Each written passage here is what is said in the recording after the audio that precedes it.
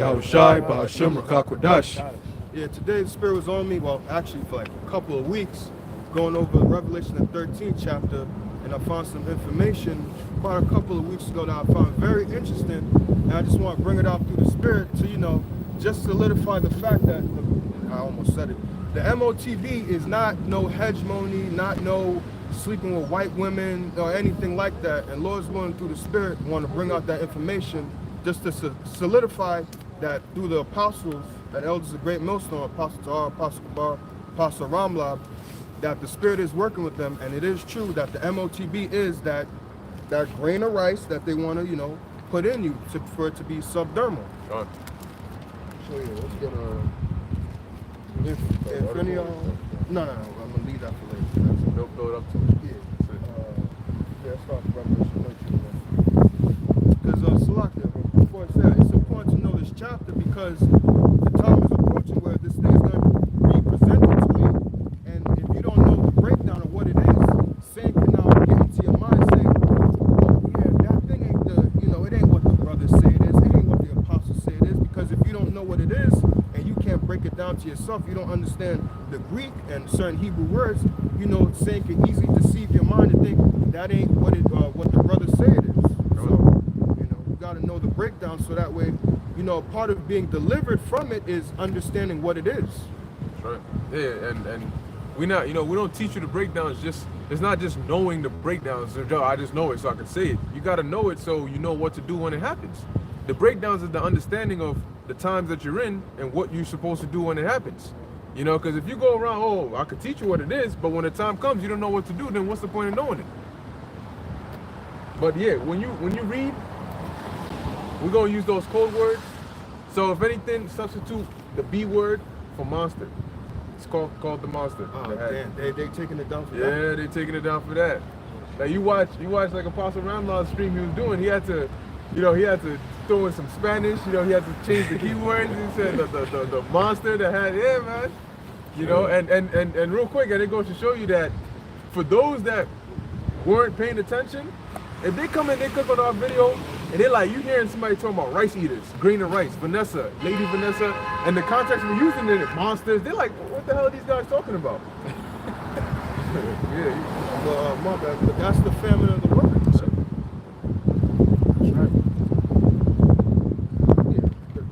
This is Revelation chapter 13 and 1. And I stood upon the sand of the sea and saw a monster rise up out of the sea. So just so you know, he's substituting the word monster for the B word. If you know, you know.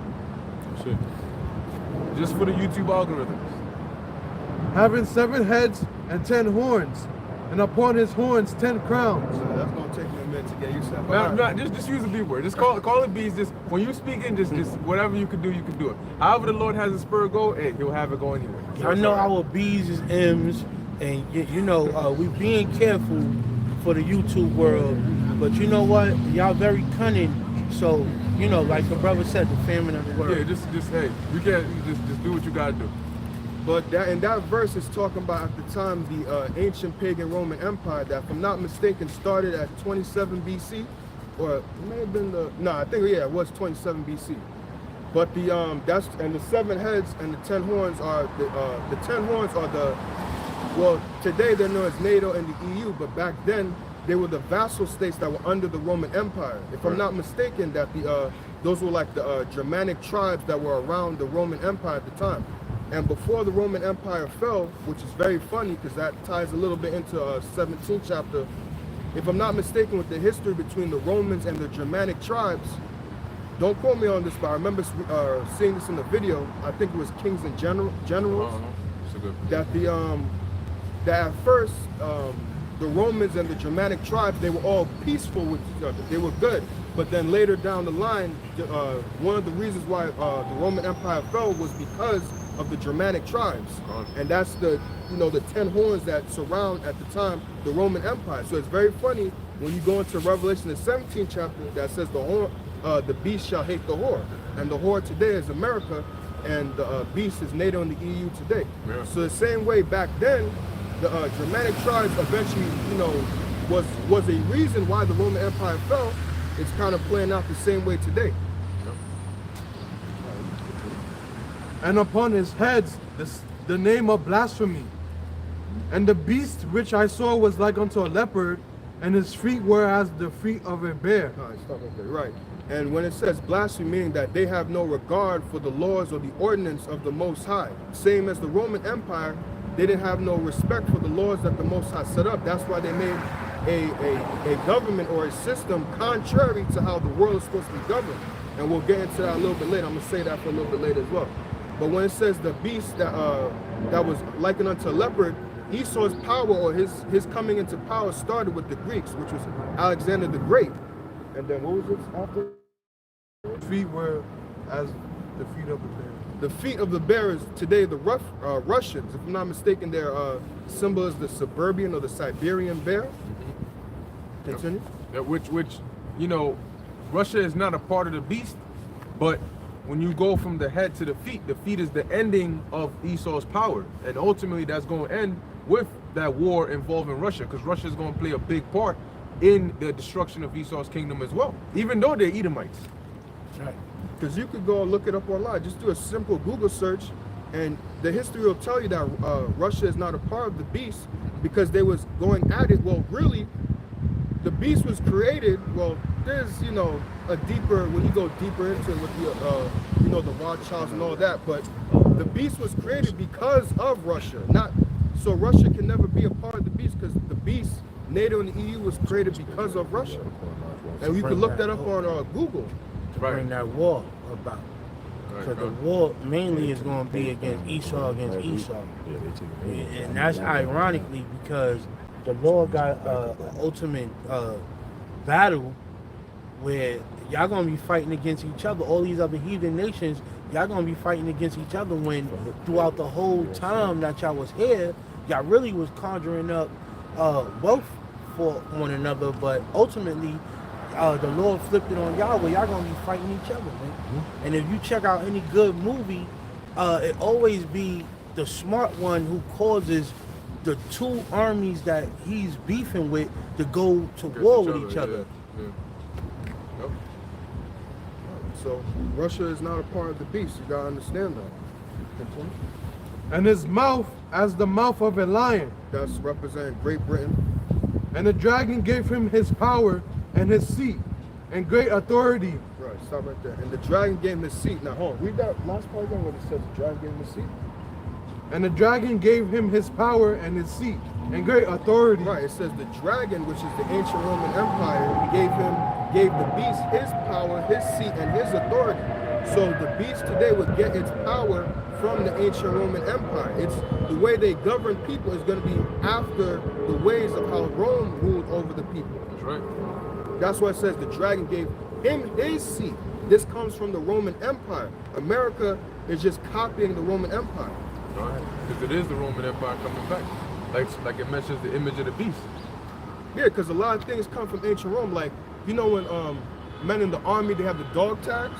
Well, the Roman centurions, they had dog tags. Yep. You know how you carry identification? Today it's cars, but back then, if I'm not mistaken, I've seen a picture of it. It was a book where you would have your identification, all that. So it's the same thing. The same way you carry your ID today, you have to carry your identification back then in the Roman Empire. Like a I believe they even kept that, even going to the dudes that were fighting in the war in Vietnam. They had that. They had all these diaries. It was kind of like diaries, but it actually had their information in there, their identity and everything. So if you found it, you could You identify knew who it was, who's yeah. who. Yep. Yep. It all goes back. It all goes back. Verse 3. And I saw one of his heads as they were wounded to death, and his deadly wound was healed. Right, that's going into when Rome, really specifically the Western Roman Empire fell. If I'm not mistaken, I think it's like 476 AD, I think is when they fell. When they fell, that's when the wound when it was wounded to death, and it says, read that again. And I saw one of his heads as they were wounded to death. Right, that's when the Western Roman Empire fell. Continue. And his deadly wound was healed. Right, and that's when Esau came back into power when during the time of the Renaissance period. No, you're good. And you can read about that in Revelation the 20th chapter, because it tells you that Esau was bound for 1,000 years. And that's when Jake came into power. You want different? Yeah. We keep talking. That's when Jake came into power during the they call it the Dark Ages or the medieval period, which that's actually not the first medieval or dark age. There's actually a dark age before that, and that was during the time of David and Solomon when the world was quiet. Right. Right. So anytime Jake is ruling, that's when the world is quiet. Because y'all heathens be doing some craziness. Verse 3. You can start at verse 1. All right. Bring it up. Yeah. All right, this is Revelations chapter 20, verse 1. And I saw an angel come down from heaven, having a key of the bottomless pit, And that angel, Yahushua, continue. and a great chain in his hand. And he laid hold on the dragon, that the old serpent, which is the devil and Satan, and bound him 1,000 years. Understand, this is not Christianity. For the love of God, please. When it talks about that angel, which is Yahushua, bound up that dragon, it's not talking about actual fire-breathing dragon. It's talking about Esau, that old serpent. And when you go into it, that's when the Lord put his seal upon him to where he couldn't deceive the nations no more. Right. That was during the fall of the Western Roman Empire, when they had when they went up into the caves and all that. Job, if I'm not mistaken, Job 30 talks about that. They cried after him as after a thief. So that's when the Lord put his seal upon Esau and put him down so where he couldn't deceive nobody no more. And that's when Jake came into power, and that's when you have the whole thing with the Moors and all that. I believe, if I'm not mistaken, the Holy Roman Empire and all that as well. Right. Yeah, and also they were also, driven, I think, right around the Babylonian Empire time as well too. Where they went up into the northern parts, the like you mentioned, the caves and so on and so forth. And then after a period of time, they started coming back down. They call them Indo-Europeans and so on and so forth. And that's when they started coming down, taking over Japheth's land and so on and so forth. So it's not really exact at what time Esau, like you could say that the real Romans became the fake Romans.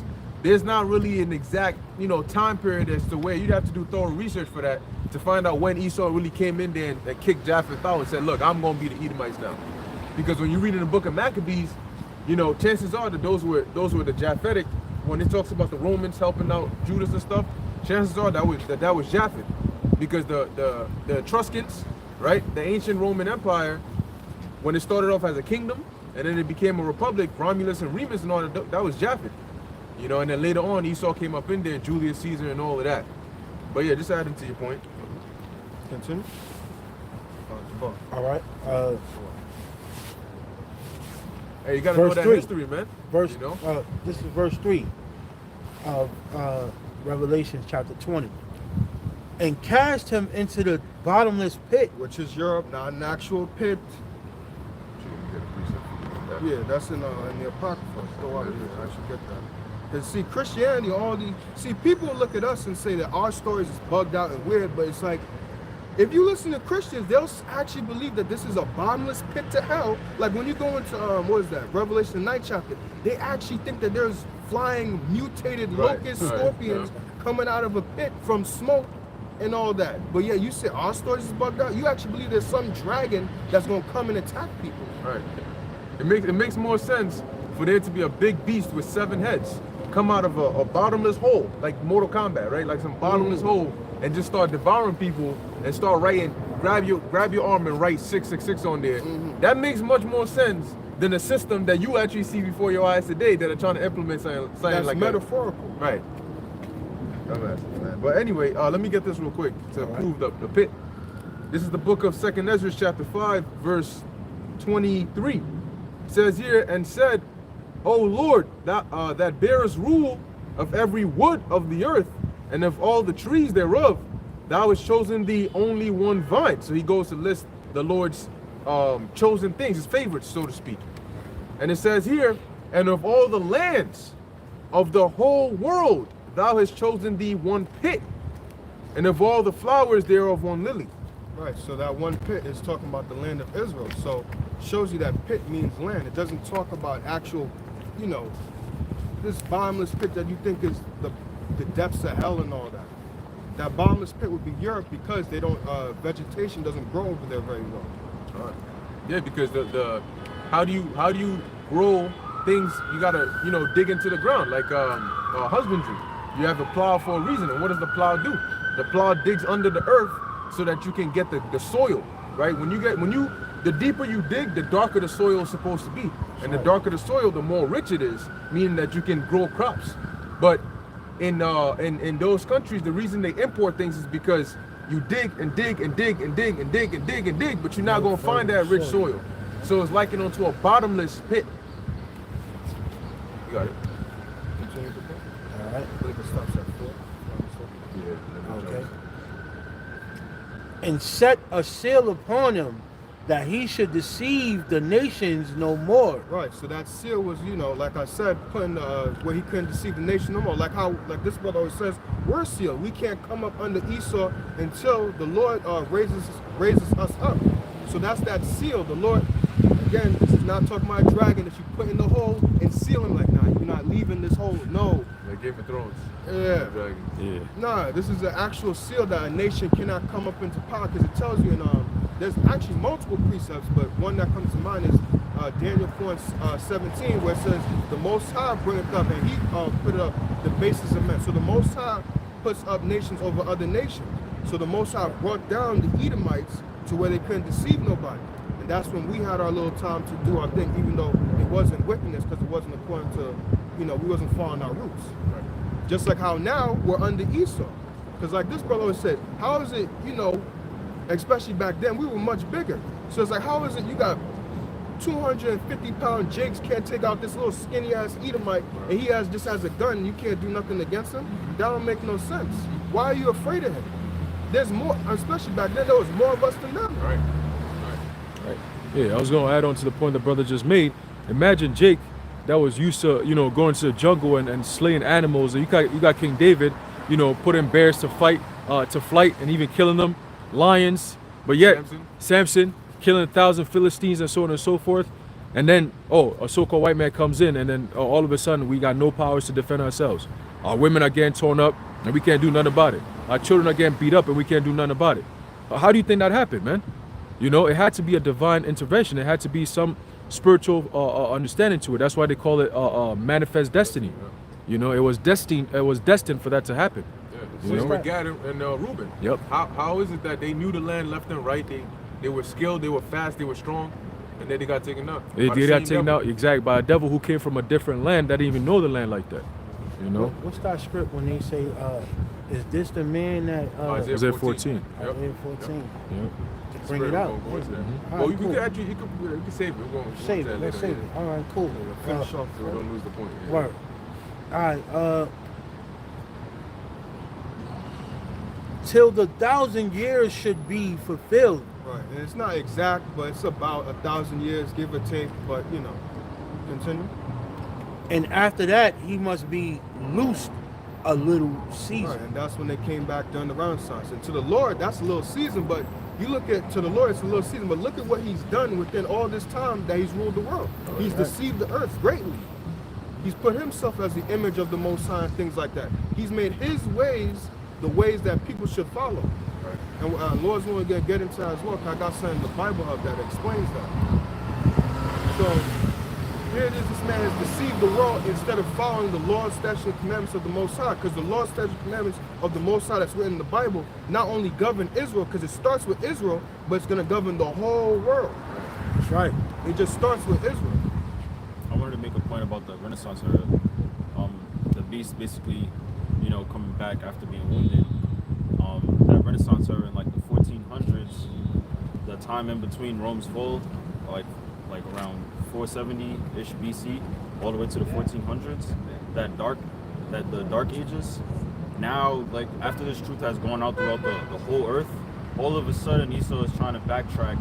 And if you look up on Google, not so Dark Ages, they're starting to talk about how the Dark Ages actually wasn't this time in history where nothing great was going on. It's just that the scholars that wrote history had a bias towards Romans. So that basically proves that the beast was like revived basically and came back, because where are these scholars coming from that have this Roman bias? Right. So that's direct. You can't refute read that, and you can look it up, the not so dark ages. All of a sudden, they have all of this, after the elders and the apostles come out, they have all this knowledge about the not so dark ages. Oh, there actually was art and culture and all this stuff going on during this time. Right. Right, because if people are uncivilized, people just die out and kill themselves. So obviously people was civilized. But the dark, not so dark ages is trying to say that when we was ruling, it wasn't so bad. Because it was dark for them. Yeah, it was dark for them, but they still trying to eliminate that whole history of us ruling. So not so dark meaning whitewash. Like anything that they could capture and tell a story of it being like the Renaissance period, even though it wasn't yet that point, they would try to put it out there to make it seem like, nah, they wasn't ruling like that. But 1,000 years that we was in power, that's the whole thing in question. And that's the thing, that's the mystery, and that's the thing that they want to try to keep watered down or like suppress. So, I believe it's iconoclasm. Is Yeah. that the term? Yep. Yeah, there's a book called The Missing Link. You could get that, and it goes into Jake during the period they don't teach you in school about the Dark Ages, and it even goes into King James and the Stuart Kings, how they were dark-skinned Israelites. Basically. I can say this. So what you were saying, what you were saying. I went to the Russian Museum up there in it's in Massachusetts though, but I forget exactly where. But the Russian icons are right there. You can see Negro-looking statues, you know, and portraits. So, yeah. Some of them had their noses cut off. Yeah, of course. Yep. That's how you know. Yeah, they show you that in the Met. Yeah, they got the noses cut off. It's always the noses, right? Yeah. Somebody just hated noses. Went around and just butchered statues and noses. Because they couldn't do away with all the information. Jake had so much portraits, so much statues, so much books, things that were written. They're like, we can't destroy all of this, and it's vital, valuable information. It's not like some dumbass is just writing shit down. These are ancient philosophers that wrote things down that were all Jake. So Esau just said, instead of just saying, oh, this doesn't exist, because at some point it's going to come out, and then people, how are we going to explain it? So we just say, no, it wasn't so-called black people who did it, we did this shit. Right. It's easier to explain it that way, you know? They did that to Japheth, did that to everybody. Everyone. You know? Hey, they covered fields Taken by by blood, violence. exactly, by violence, yep. Yeah, this is right here. And it's also easy to chop off nose because we have distinct nose. We do have fat nose, but they have a pointier nose. right. And if you ever realize sometimes the lips kind of be going away too because we have big lips. Yep. Yep. So those are the icons, you know? Right? The icons. Oh, wow. That's Jake baby all the way. That's the Howard shot. And in the Vatican, they got a dark statue. Like, That thing that's be around the head, that's an afro. But in order to hide it, you gotta like a put halo. Yeah. So caught. You've been caught red. that look like the cover of Nas album.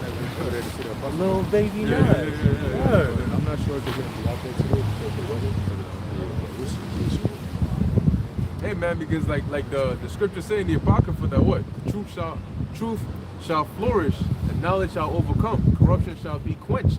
Right? Deceit shall be quenched. So there's no hiding this truth. It's like what's that? Ezekiel the 47th chapter, where it talks about, if I'm not mistaken, it talks about the waters rising. Started with the foot, then the knees, then up to the neck, and that's this truth. You know, rising up and it's consuming everything. Because you cannot hide the truth. You cannot, there ain't no way you could tell a lie for 1,000,000 years. The truth is still gonna come out. You know why? Because there's gonna be that one question. That one question that when you tell one lie, you gotta tell another lie to cover it up. So when one lie gets caught, all the lies get revealed. Hey, Yahushua even said it. Matthew 24, this gospel is going to be preached throughout the whole world. Yep. So there's That's how nothing the to, end comes. there you go. So this is it, you know? So let's continue in 13 chapter. Revelation 13, ending of 3. And all the world wondered after the beast. And they worshipped the dragon which gave power unto the beast. And they worshipped the beast, saying, Who is like unto the beast? Who is able to make war with him? Right, and when you go into that word worship, I have this here in the Bible commentaries on Bible Hut. Yeah. It's hold on, let's see who's commentary. Yeah.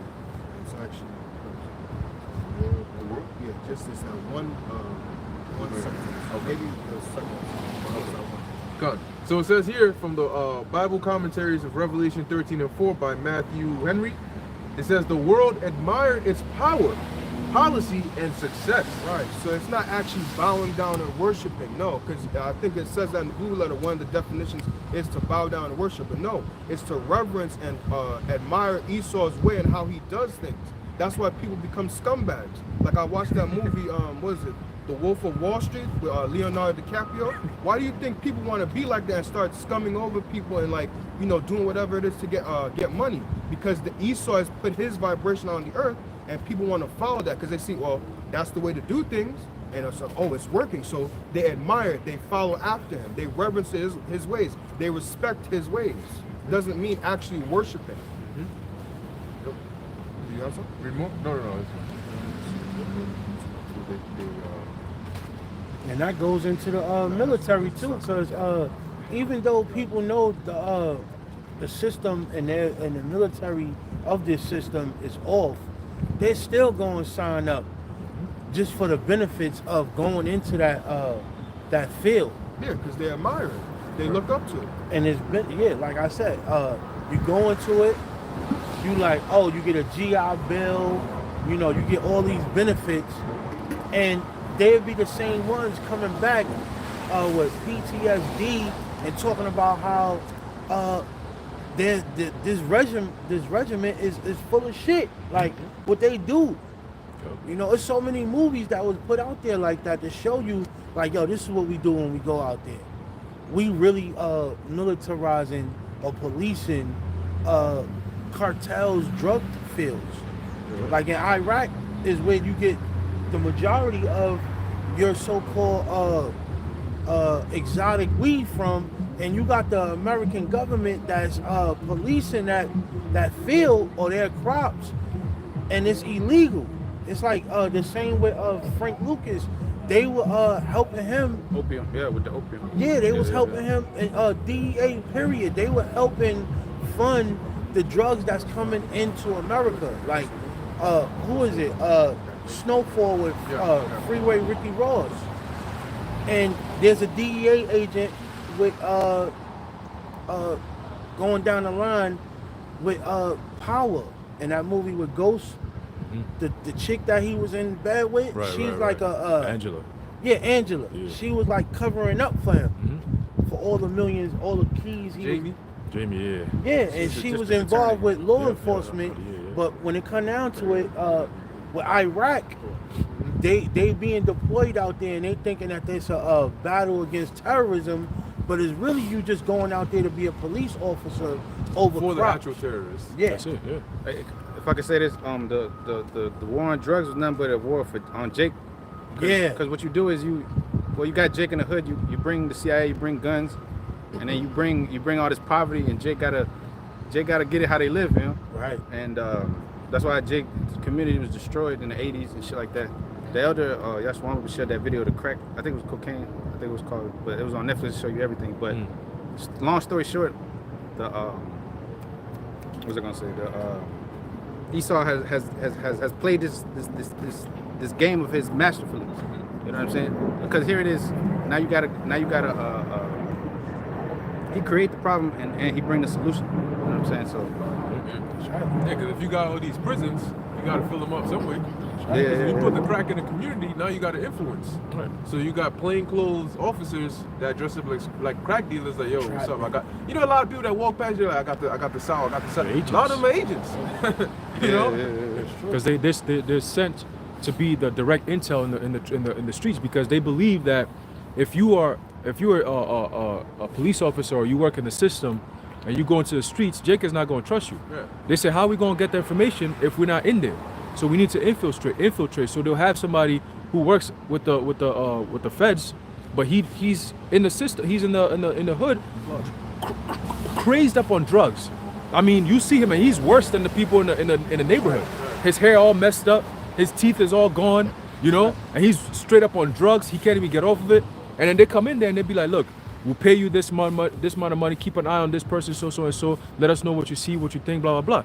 And that's how they Angelo. get people. Angelo's plug, remember? Angelo, yeah, exactly. Got Him, yep. And when you watch the show The Wire, it shows you all that, man. They put it all in your face, man. Just how the system works. Again, art imitating life. You know, predictive programming, all of that. Because they did it. Exactly. So that's how they know how to put in the movie. That's it. That's it. Let's continue. Verse 5. Verse 5. And there was given unto him a mouth speaking great things and blasphemies. And power was given unto him to continue 42 months. Right, and that 42 months is just 350 years where we didn't have the spirit of the Lord upon us, where we didn't know nothing. That's when we was in hardcore slavery, and that was the beginning of 1619 or 1620, so at least around the early 1970s, until the Lord put the spirit on a man named Abba Bivens and like men like him to start going into the Bible and saying, hey, now we fit these curses. So-called blacks, Latinos, and Native American Indians are the people of the Lord. If I'm not mistaken, I think Apostle Hart said that with Abba Bivens, he didn't know, you know, like how Exact 3 points. yeah, like how I think it's Ariyah, High Priest Ariyah broke down who each tribe is, but Abba Bivens, he knew that blacks, Latinos, and Native American Indians are the Israelites. He just didn't have the breakdown of it. And you can get that from me to explain that that 350-year period in Thessalonians. Yeah, because the Lord works in measure. So some, you know, he'll reveal some onto one individual, and then he'll expound a bit more on the next, and so on and so forth. You know, this is the book of Second, and that's why Paul even mentioned it, because it's so. If one individual has everything like that, they just got everything. It's gonna take them up too high. So even Paul, with all the revelations, he said he was given a thorn in his side to keep him humble. And he beseeched the Lord thrice, but the Lord said, no, my grace is sufficient for thee. Because you need to humble down so you don't get too high-minded. And that's why, like, our elders are a good example, because they always give reverence to their elders, you know? Now, they got 100%, but they don't say, hey, we just came up with it. They said, we have teachers, and they show you who the teachers are, you know? Actually, before you continue, actually on that same website that we're going to bring out, writingthebeast.com, they actually go into the history of church when you go into because they go into the understanding of the word ecclesia, how church went into the Bible, and it's when you go into that part on the website, they sit there and say how, basically roughly paraphrase, I'm going to like summarize a paragraph of it. They say how each man, when the church first began after Yahushua went up to spirit world, how each man had to stand for the truth and not like. Every man didn't lord over somebody. Not every man had the truth. You taught other men so that other people could be brought up in the spirit, and everybody could stand up for the truth. It wasn't just one person having everything. Right. And that's how, you know, how we are brought up today. It's the same way like how it was back then. Right. Different. Hey, the scriptures talk about different offices that we're all in the body of Yahushua, right? We go 1 Timothy. Yep. So this is the book of 2 Thessalonians chapter 2, verse 3. And it says, let no man deceive you by any means, for that day shall not come. Stop right there. And that day is talking about the last day, the day of the Lord. The day of Yahweh Ba'Shem Yahushua, when he comes and destroys this place, America, with nuclear missiles. That's right. Continue. That day shall not come, except there come a falling away first. And that falling away first is like, I'm linking it up with the 350-year period where we didn't know nothing. The Lord did not have his spirit upon us at all. We was in hardcore captivity, and we was worse than Esau. We couldn't read, we couldn't do nothing. We had to go to him to understand things. And that's when they gave us like the slave Bible and all that, so that way we could be subjugated unto them. And that's that whole, that's that whole him making blasphemies. Because that's what when he set up, this is how you're supposed to rule the world. Not according to the Bible, but do it according to how I say to do it. Matter of fact, when you go into back at Thessalonians, it actually explains that. I think it's the word fallen. It actually explains how we fell away.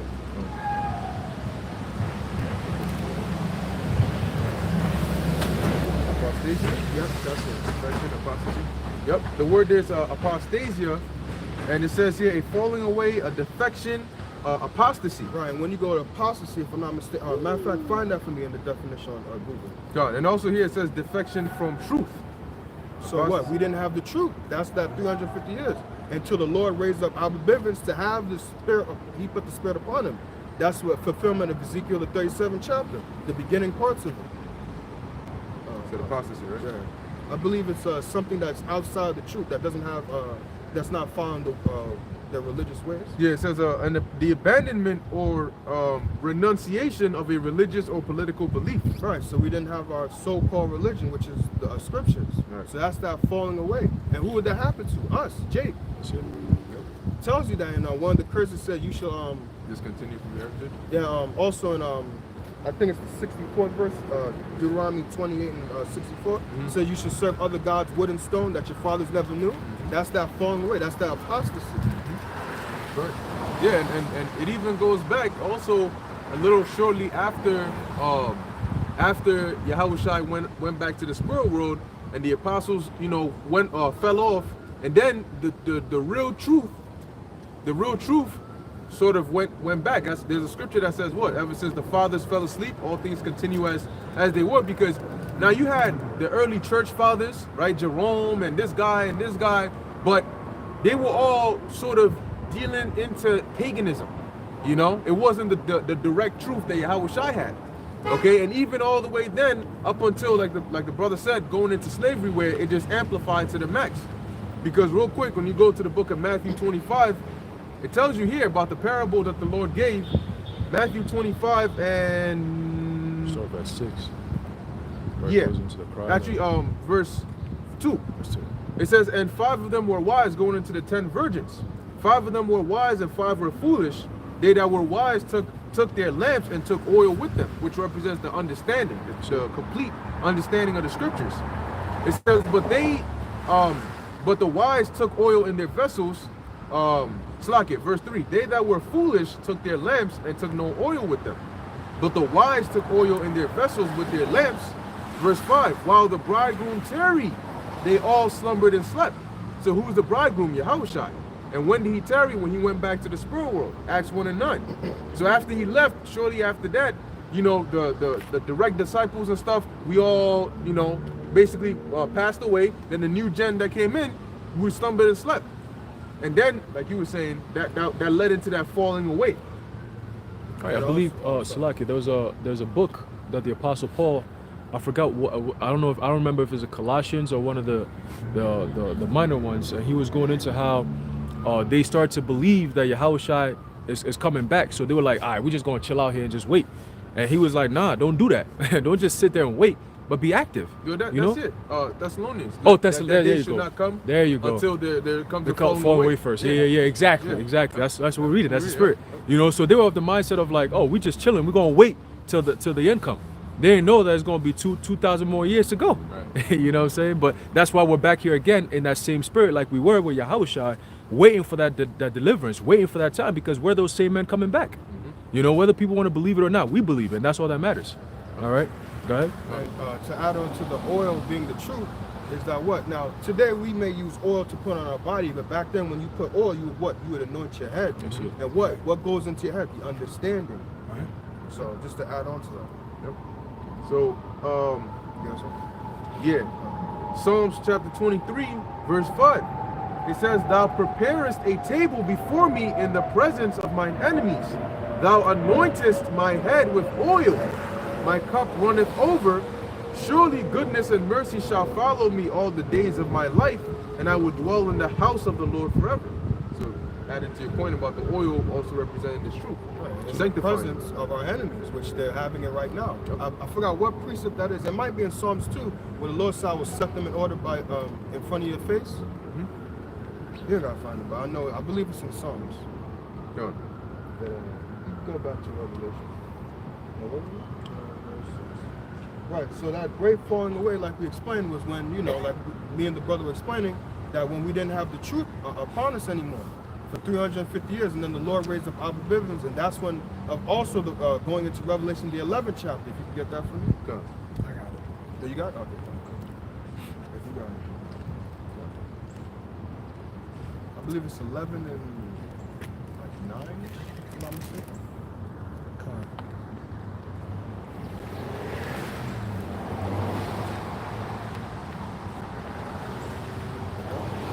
Yeah.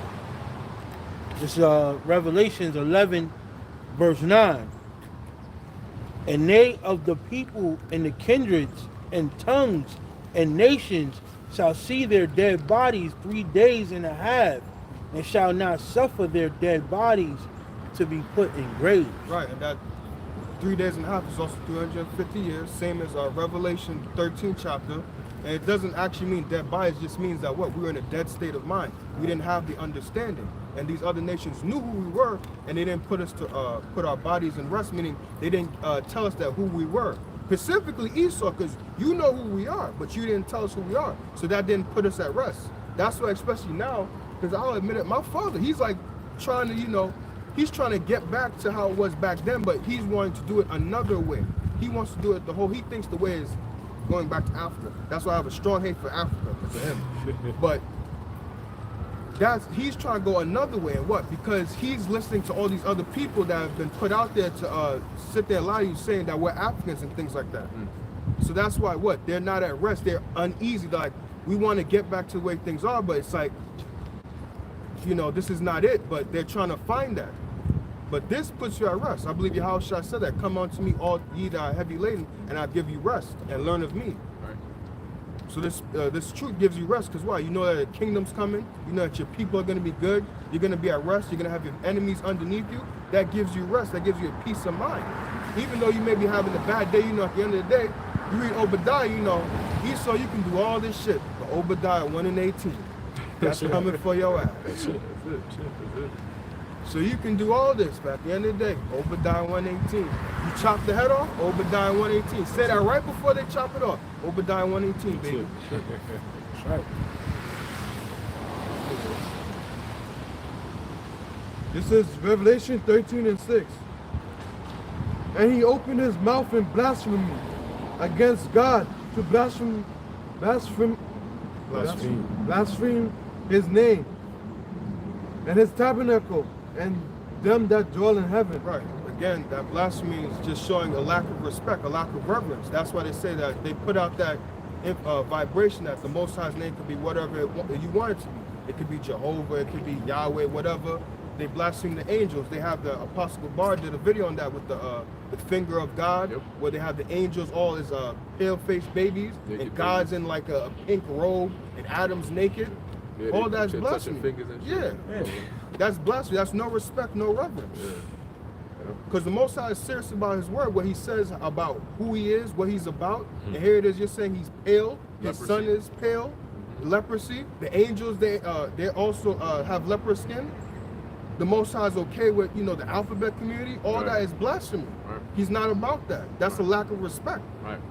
Like they holding pride parades over there in the spirit world. When the time comes, the angels just pull up on some. I ain't even going. But that's crazy. Yeah, man. There's what was I gonna say? Oh, but if that was the case, why is it that when it says when the angels showed up, men trembled? They trembled for fear. Hold on, you fearing the naked baby, Cupid? Now it's spiritual. There's an anime called Attack on Titan, right? And I was telling this brother about it. And in the anime, in the latest season, man, that shit is heavy because there's all throughout the whole anime, there's only one black character, right? And he shows up at the end. I sent the video on it. He shows up at the end, right? Now, everybody else is pretty much Edomites. And they call them, I think in Japanese, they call them Akuma, which is devils, because they can transform into like titans. That's what they call them. So they call them devils, and this one character, he's dark, and you know what his name is? Onyankopon, which is their Conway of saying the Most High. And they got him in there. He's the only black character. And then one of the Edomites asked him, "Yo, why does your skin look like that?" He's like, "Where are you from?" Like that kind of question. And I forgot what his response was, but it was something along the lines of like his people are different from them. Nevertheless, the trailer for the new part of the season that's coming out next year, January 9th, comes out, and in the trailer you got somebody narrating talking about you've been waiting for 2,000 years. Oh. And then blah blah blah blah blah, and at the end of the trailer, the name of the episode is Judgment. And I'm like, yeah. Hey, Okay. that's because the whole earth is following the vibration of prophecy. All right. Lately, it was the past week. There's been mad judgments. The Lord is just passing judgment. You get judgment. You get judgment, and everyone getting judgment, man. America is done, and now you got people. The reality is setting in where people are starting to see and feel that power, and everybody's trying to turn back to the Most High. But now you're starting to see the times where He said He's going to turn His back on when you call upon Him. You shall seek me earlier and shall not find me. Now we're entering into that time, and 2022 is going to be on blast, man. You know, judgment is coming. You know, you got it. But yeah, that's the blasphemy of the Most High, like the brother said. Apostle Tahar did a video as well. This was months ago. I think it's called something called Superbook. And you have Satan coming up to the Most High in heaven, and it's all just pale face, no beards, angels, just they look blue eyes, green eyes. And Apostle Tahar's like, what kind of bullshit is this? No beards, pale, and the Most High don't have a body. He's just a ball of light that speaks. He just, when he talks, it's, yeah, what are you doing? But he got a garment though. No, he ain't got no garment, just a ball of light. No, I'm saying in the book of Daniel it said he got a garment. Which if you got a garment means obviously you got a body, right? Yeah. It says, wait, hold up. The Most High got a throne, but he don't got a body. So there's a ball of light sitting on the throne. Exactly. And then the angels, the 24 elders are just taking off their crowns and worshiping the ball of light. Worshiping the ball of light. That shit is crazy. That's crazy. Because when he turned and Moses saw his back, he just saw a nice ball of light. Yeah. Like a blob. That is crazy. Crazy. Verse 7. And it was given unto him to make war with the saints. The saints are Israelites, if I'm not mistaken. Psalms is that 50 and 5. It says, those that have made a covenant with me by sacrifice. So those are the saints. And we are the children of those men long ago that made a covenant with the Most High. So we're the Israelites, you so-called blacks, Latinos, and Native American Indians that's on these signs. And also those of you that may not look like us, but if you can receive this word, your lineage goes back to Abraham, Isaac, and Jacob. This is not a color thing. This is a bloodline thing. This is a nationality, a nation. Got a precept for you. This is the book of Daniel, because you mentioned made war with the saints. This is the book of Daniel, chapter 7, verse 21. And it says, I beheld, and the same horn made war with the saints, and prevailed against them, until the Ancient of Days came, and judgment was given to the saints of the Most High. And the time came that the saints possessed the kingdom. When you jump down to verse 25, it links up with that because it mentions blasphemies, right? And then making war with the saints. So Daniel 7 and 25, it says, and he shall speak great words against the Most High, and shall wear out the saints of the Most High, and think to change times and laws. And they shall be given into his hand until a time and times and a dividing of time. That time's time. But did you read 18, verse 18? The saints shall take the kingdom, shall possess it. You could bring that real quick. God. Daniel chapter 7, verse 18. But the saints of the Most High shall take the kingdom and possess the kingdom forever, even forever and ever. Right. So right now we're in the act of taking the kingdom, because you see Esau's society going down, and whose kingdom is next? We're doing it in the form of words, because the people is what really makes the kingdom. And right now, a lot of people leaving the churches. A lot of people are denouncing Christianity. A lot of people are seeing America for what it really is. Esau is losing his kingdom, because all you had is to have power over the people, and then hence have your kingdom. But now your kingdom is being taken away from you, and soon is going to be made manifest where your kingdom is physically destroyed by Yahweh Ba'ashem Yahushai, and the ways of what? Thermonuclear missiles and the concentrated fire by the chariots. The Lord is waging war in this place, and he sent his messengers to come out here and play the war drums by words, by the words of the Heavenly Father. These are going back to Obadiah, the first chapter. What we have heard a rumor from the Most High. What an ambassador is sent unto the heathen, right? Let us make ourselves ready for war, to prepare ourselves for war, and that's being done what by this word, this truth. Okay, that's all that's happening. It's a spiritual war, but it's happening by way of this word. That's why you have a lot of these elites going around saying that it's a battle of information. Okay, the battle of information and so on and so forth. All right, the information is this word that's coming out, and it's taking away their kingdom. And very soon, the Lord Himself is going to come down and completely destroy this place, man, and set up His kingdom.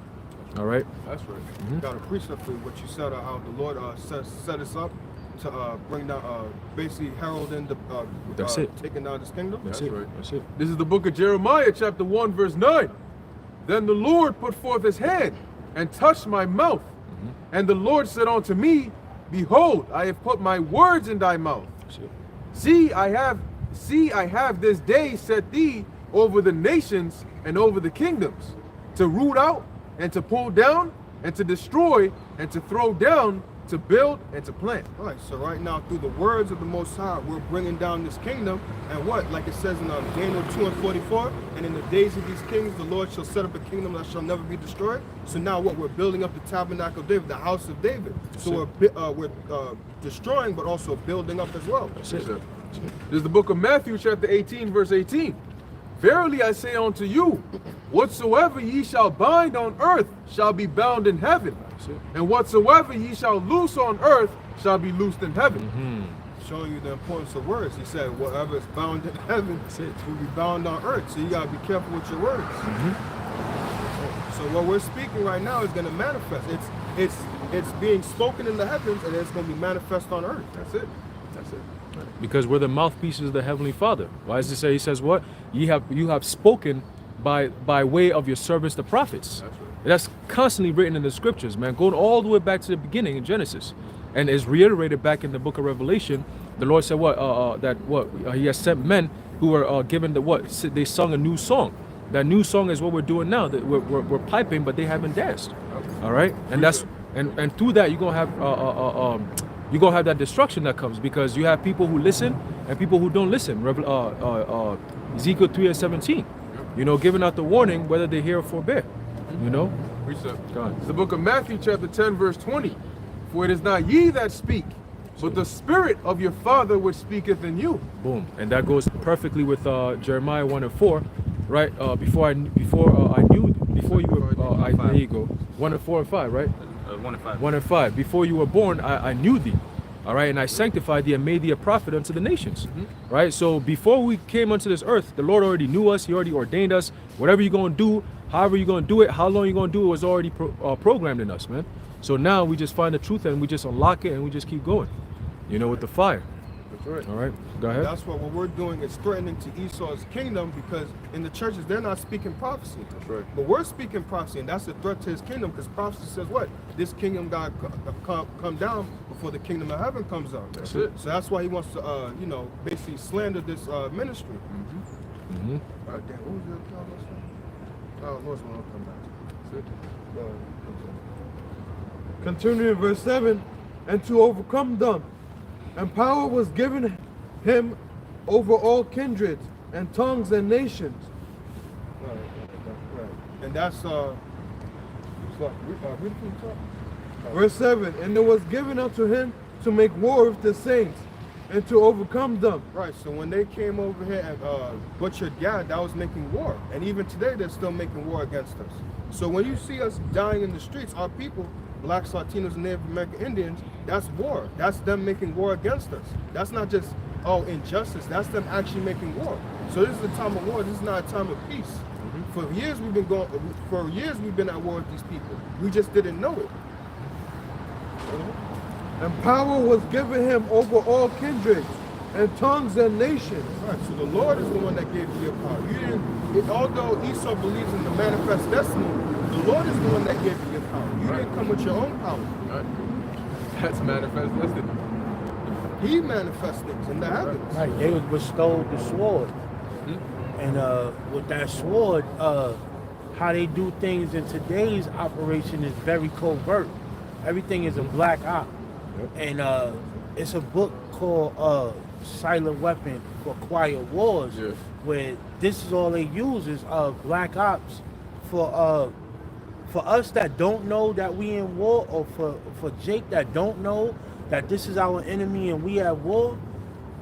Everything is going according to plan in their perspective, but we the monkey wrench in they plans, because while they rocking everybody else to sleep, we going global with telling them that, look, there's a bigger weapon than what y'all got. Y'all dealing with a quiet war, but the Lord's weapon is this word. Right. Hey, that's why you have smart technology now, and that's actually an acronym which stands for secret militarized armaments for residential technology. Right. So What's your the acronym? secret smart technology, Smart secret technology? militarized armaments of residential technology. So they basically, like you said, they're using silent weapons for quiet wars. Right. So what they're doing is they're waging war on the people with the radiation, You know, all kinds of different shit that you have your phone with you. That's hence you have the term black mirror. Your black mirror is actually the phone screen. It's a black mirror that you can actually see yourself in. And what do you do with a mirror is you imitate, it imitates life. When you shine a mirror to anything, it reflects whatever is in that, whatever it is that is looking at. So what you do is your screen is programs that's in your screen. That's why it's called, you have apps, applications. And those applications go into your subconscious mind, and hence you become addicted to these things. And that's how they're able to advertise people. They send things to your phone and you don't even know it. You're like, oh, I'm talking, but then they're sending me things about what I'm talking about. Who's listening to me? You know, you might go on a website. Next thing you know, a couple more websites down the line, they send you advertisements of what you just looked at. Yo, I was looking at some boots or some shoes or whatever, and now you're like on a random ass page, they're sending you stuff about shoes and boots. What's going on there? So they're gathering information, intel, so they can sell to the public by using your information and making you the product. So they're selling your information and making money off of you, but at the same time, gathering intel on you that they're going to use very soon when the troops come in, man. Yeah, and they put that in the terms and policies, but they make it so long that you don't read it. So they can turn around and say, well, you gave us permission to do it. Boom. You say, well, I never did that. When they say when you click agree, Yep. we say, well, we purposely say read the terms and the terms carefully Yep. because we know you ain't gonna read it, nigga. Why you think we make it 600 pages? Redefine Ain't nobody gonna read 1,000 it. words. Yeah, That's NSA. That's NSA. And when they signed that Patriot Act, that gave them the right to do that. Like, Legally, yo, you can't go into no app unless you allow them. You gotta press allow. And that's like another form of he calls of what we going into. He calls of both small and great, because when you allow them, they made you do it. They surveil everything you do. Yep. Everything you do is known. like the brother just said, he made you do it without him making you do it. Like the mob used to say, I'm gonna make him an offer he can't refuse. That's it. Yep. So it's like you want to refuse it, but you can't because there's consequences. But this is where we at right now. Yeah, they're like if you know, they try to lull people to sleep. Now you imagine if you got a baby that's crying, 5 a.m., crying, and the parent finally, you know, gets the baby, and the baby's like closing their eyes slowly, they're singing a lullaby and everything. And your ass just come in there with a freaking frying pan and a pot just jumping around like, That's wicked. I ain't get no sleep because of y'all. You know, you just boom, boom, boom, boom. And now the baby's crying and shit. The parent is like, yo, this nigga, I gotta do something. Well, that's Esau and that's us. That's it. You know, Yep, just when the baby closes his eyes for more than 2 seconds, you about to put the baby back down in the crib. Boom, boom, Wake boom, up, boom, wake start up, blasting wake the up. music and shit. You know what I'm saying? You know, so hey, that's what we're doing. We're putting it. That's why we say we're putting it on blast. There you go. Hey, There you go. that's one thing Esau don't like, because what is a thief? A thief's best friend is time. If you about to rob a bank, you need time. You set it up. All right, we have about 10 minutes to make this shit work before the cops pull up and all this shit. And you got somebody at the door. The moment you pull up, and he's like, "Yo, I'm calling 911. I see them niggas already here." You're like, "Yo, we need, yeah, we just got to the building. We haven't seen the jewelry. We ain't seen shit. Yeah, you guys out. Yo, take him out. But you can't take him out because the moment you try to take, he just jumps up a tree. But he's like, "I see you. Yo, they're right here. Yo, they're right. I see them walking." And he's giving all the information. That's the men of the Lord. So you understand how much hatred they have for us because they don't have that much time. And the little time that they have to utilize to keep the people asleep, we out here expanding all that time.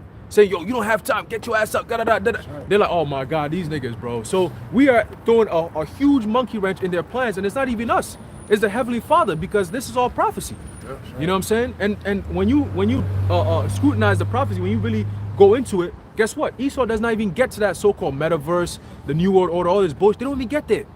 All right, they don't even get there, man. That's the fun part. So you know we at the end of this thing because you're seeing them setting up that beast system. You're setting it up right now as we speak. And the scripture says right when they're about to really get fully into it, the Lord is going to come down. When they're about to fill their belly. Their belly, exactly. Job, the 20th chapter. So it's over, man. You know, we're in the building stages of a new world order, but it's going to be the righteous way. All right, Yahweh Shai's way. All right. Like we said earlier, which is going to govern the whole world. It starts with the house of David, which is the Israelites, the elect, and then it's going to go over to the other nations. We're going to be kings and priests to the other nations. That's good. Good. I had a piece up here. This is Daniel chapter 2 and 20. Daniel answered and said, "Blessed be the name of God forever and ever, for wisdom and might are his. And he changeth the times and the seasons. He removeth kings and setteth up kings. He giveth wisdom unto the wise, and knowledge to them that know understanding. That's a beautiful precept. So look, the Lord is the one who sets up kings. And the Lord is the one that has given us this knowledge to break down, beginning with our apostles, elders, and great millstone, and their elders over them that taught them the word to break down the scriptures. We're not doing this over our, off of our own power. And Daniel goes into that. The reason why he was able to break down Nebuchadnezzar's dream is because it was given to him from on high. That's right. That's right. Hey, and it says he giveth knowledge to them that have understanding. Because what's the point in giving knowledge to a fool or one that lacks understanding? If you don't have understanding to break down the knowledge, then you can't apply it in the form of wisdom. So it's a waste. You're just gonna know things, but you don't understand why you know it. That's why what's one of the main asked questions in the world? Why? That's it. That's one of the number one questions. Because you may ask what, you may ask who, you may ask when, and all that, but at the end of the day, you ask why. If you don't satisfy somebody's why, they're not. That's it. That's one of the main questions, and that's where you get the understanding from. When somebody starts asking why, that's when the understanding starts to come in, because they want to reason what is making what you're saying make sense. That's the why. Well, he just slapped her. What's the number one question they're gonna ask? Well, why did he slap her? Right? That's number one. That's number one question children always ask. Why? Yeah. You say don't do this. Why? You used to ask that all the time. I used to be like, yo, you just ask why because it's a habit now? It became a thing where you just ask why for everything. I'm like, you already know the answer to it. Why are you asking why? Why? Now, but you're very wise if you use that question. Like, out of all 5 W's, if you ask the word why a lot, it annoys people because they don't even know why. Right, exactly. You know what I mean? The average pastor or imam, they don't even know why. Mm-hmm. They just regurgitating what they was traditionally taught. That's right. But to have the answer to why, that's heavy. Mm-hmm. Because when you answering why, you going back into secular history, you going back into spiritual history, So this is the things that us men of the Lord, we try to perfect to answer the question why. Right. Because when we break stuff down, people will come with all 5 W's, but that why is the one that is stumping. Yeah, the main factors of learning is the why and the because. Yeah. If you don't have a because, you may have the who, what, when, where, but if you don't got the because to the why, that's a problem. But why is the comfort? Like, why are we going through all this? Why did this happen upon us? That's right. Well, because of your wickedness back then. That's right. That's why this happened. That's right. That's understanding. So then it's like, what sold me on the truth, I'm gonna tell you. I heard all that and I was like, yeah, that's good. But when I heard the breakdown of Deuteronomy 28 chapter, and when I heard the 68th chapter especially, I was like, that sold me. I was like, this all makes sense now. That's right. That's it. The because. What is the cause for why we're going through this? And you go back to it. That's it. Key words, man. That's it. That's it.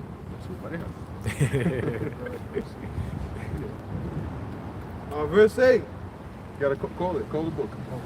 Revelation 13:8. And all that dwell upon the earth shall worship him, whose names are not written in the book of life, of the Lamb slain from the foundation of the world. Right, that's those who are not part of the elect. Mm-hmm. All right, quick precept for that. It's the book of Daniel, chapter 12, verse 1. It says, and at that time shall Michael stand up, the great prince, which standeth for the children of thy people. And there shall be a time of trouble, such as never was since there was a nation, even to that same time. And at that time thy people shall be delivered, every one that shall be found written in the book. Back to the Lamb's book. So it's not actually a book, but what? The Most High knows who it is. There's not an actual book up there in the heavens where it's like, all right, shit. No, the Most High just knows who you are. He knows who's his, who he gave to Yahushua. It's a representation of who's on his right hand, who's on his, like Santa. Nice and listen and naughty. Well, you got the book of life and you got everybody else. You got something on it? Oh, no, you go. Revelation 13:9. If any man have an ear, let him hear. Right, just means everybody has ear, just means if you have an ear for understanding. Continue. He that leadeth into captivity Right, shall... who led us into captivity? So-called white people, which biblically you're known as the Edomites. The Idiomites. Oh, shit, that's what's up. No. I just thought about that when you said it, the Idiomites. You might start calling them that. Yeah, you might not be able to say. You might say the idiot mites. Yeah, It might- See, this is why if you come in this truth now, Yeah. it's like, what are y'all talking about? Now it's gonna sound like making sense before, but now it's like y'all just. But what if we have to speak in code? Otherwise, it's like they're not gonna let the videos come out. The stammering lips. But that's also forwarding the famine of the word. That's right. That's right. See, we're at the phase where the Lord is closing the tap. So what happens? The water that came, it was gushing out at first, is now coming less and less and less until the point where you just got drops, drops, and then nothing. So you got the at first, on YouTube, I mean, you could just put anything up on there. But now we're speaking in code, so less people are getting access to it. And really, it's just for those that already had access to it before. And soon we're not going to be speaking at all. Right, it's like when you're looking for that water and the water is gushing out from the tap or whatever, you drinking it. Like back then, that's how it was. But now it's like as you close the tap, it starts dripping. You're like, Yeah, you're trying to hey, get you're like, where's the water? I need water. Hey, like the example I gave last week about when you're always looking for sign, right? Like the Lord said, they shall seek me early, but they shall not find me. Whenever you're looking for sign, it could be right in your face. You will never see it. Right. But then once it's not there and you're not looking for it, then it's always there. It's like, all right, I'm not looking for this, but that's all you see. Like, yeah, I was looking for this shirt like 2 years ago. I just found it when I wasn't looking for it.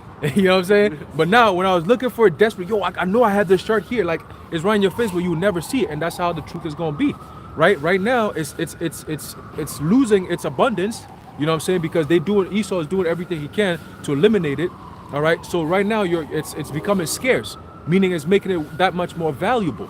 But when it gets to a point where it's no more, then it's like, this is precious. Like that's why, going back to the book of 1 Samuel, right? The word of the Most High was precious. Right. The prophets were precious in those days, man. Yeah. And the same thing that we're coming into today. Yeah. You know, with all this wickedness that's going on, people are gonna clamor to have someone with common sense or some type of godliness, man. And when they come into the men of the Lord, that's why you have Isaiah 13:12. A man is going to be made more precious than fine gold. Why? Because you're so blessed with all this knowledge. You understand what the hell is going on. You have spiritual power. You're calm. You're stable. I mean, everything there is to have in the times that you need it, you got it. You know what I'm saying? So that's going to make us very, very precious, man.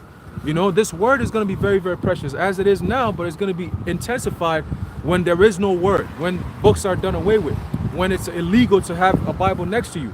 You know, just like how they're going to illegalize it, they're going to make it where they're going to come after the guns. They're going to do the same thing with the scriptures.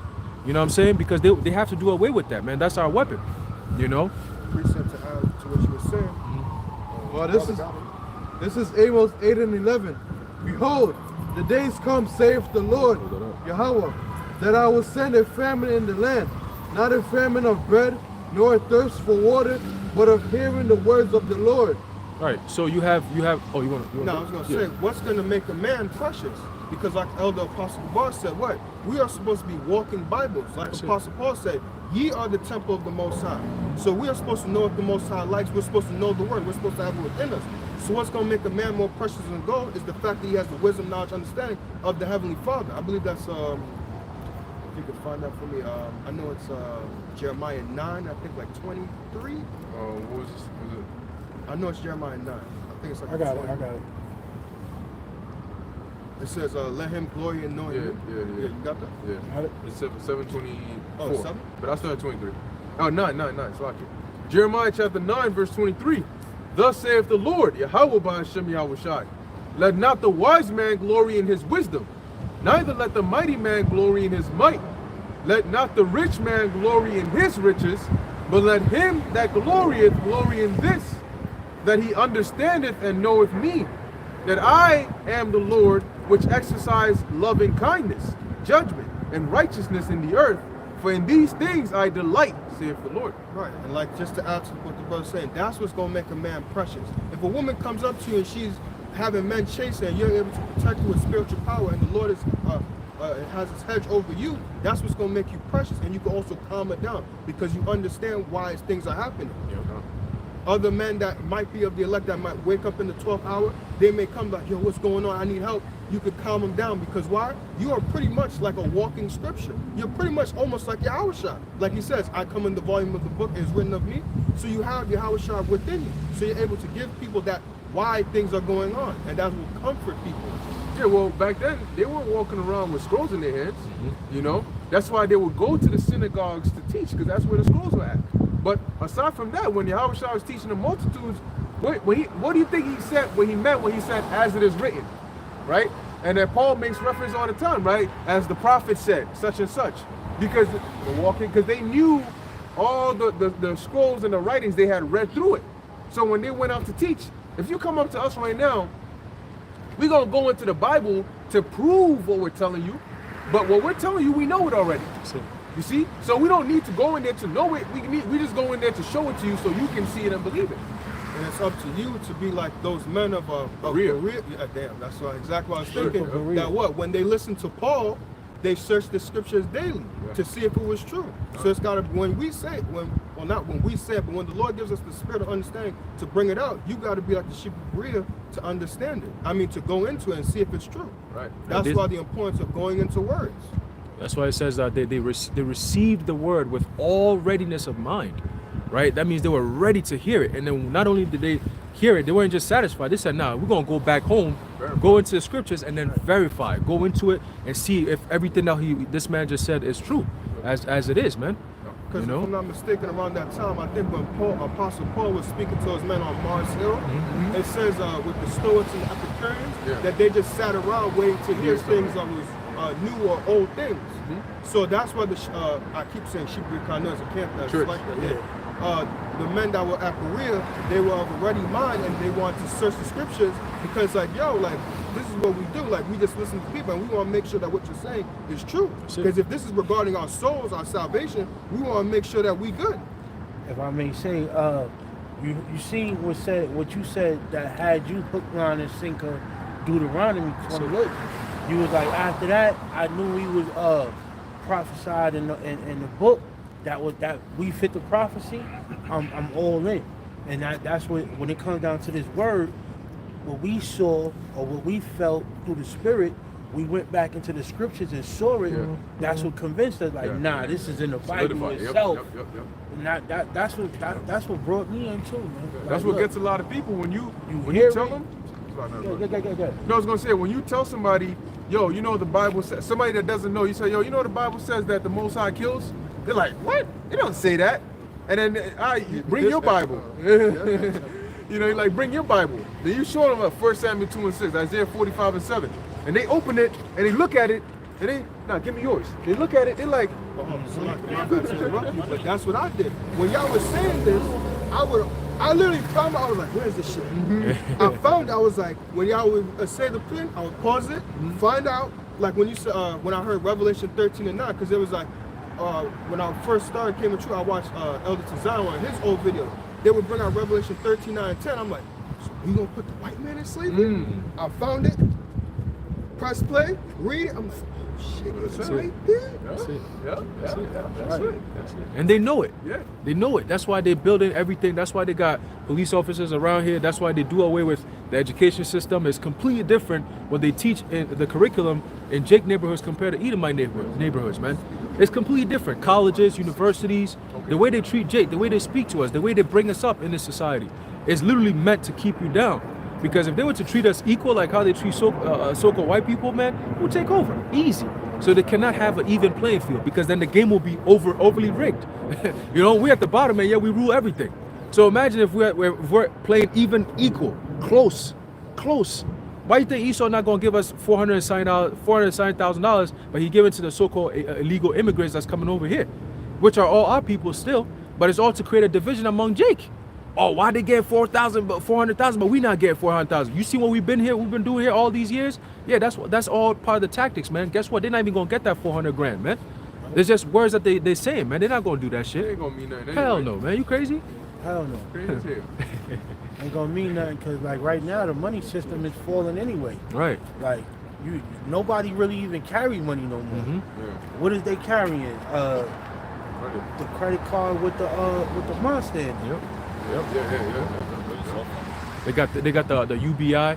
I seen an article one of the brothers posted in the chat that said that about 100 women down south they got free money or something like that. I think They black women. Yeah, they specify so-called black women. Specifically black women. Yes. What, And they why got do you a think that grant is? for them or something? Yeah, something like that. Like they gave them money, and I said, that's interesting. Now you starting to understand Esau's his sorcery, man. So the next thing you know is, oh look, we're gonna be giving out 400 grand, but in order for you to have that 400 grand, we're gonna give it to everyone. But those who come take this grain of rice here, you can get $400 in your account. You start off, you have any debt, it's wiped off. Everything you got is done. It's good to go. You're in the new system now, you know, and that's how they're gonna get a lot of people, man. Because now you're looking at it like, damn, I have a lot more to lose if I stand firm and don't take this thing compared to what I could gain. And it has to be enticing, man. He's not just gonna come in and be like, here, come take this grain of rice. No, he has to give you incentives, like they always do. It has to be a reason, a temptation. That's it. You know what I'm saying? I want to say also, Esau, he's not really gonna give you anything that's gonna benefit you anyway. That's It's it. gonna be like a backhanded There way you of go. giving you something that seems like a prize.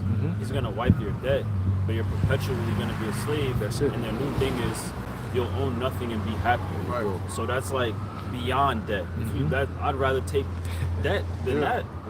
Them little dudes, them little weirdo dudes, the island boys. Island boy, he said, I sold my soul, and now I got everything, but I feel crazy. He was saying how he sold his soul to Satan, and he got the fame and the money and all that, but his spirit is like turned upside down. Like if that was one of his suicidal videos, you know how all these rappers make a video or do something just before they get taken out. Yep. Well, them two little twin boys, don't be surprised, because they put it out there, but it's not mainstream. But you know how Satan let you get a little peek at the truth. Like, yeah, we do got these rappers that selling their souls and shit to get wealth and all that. But no, the ones who admit it, they be out here. That's it. Revelation 13 and 10.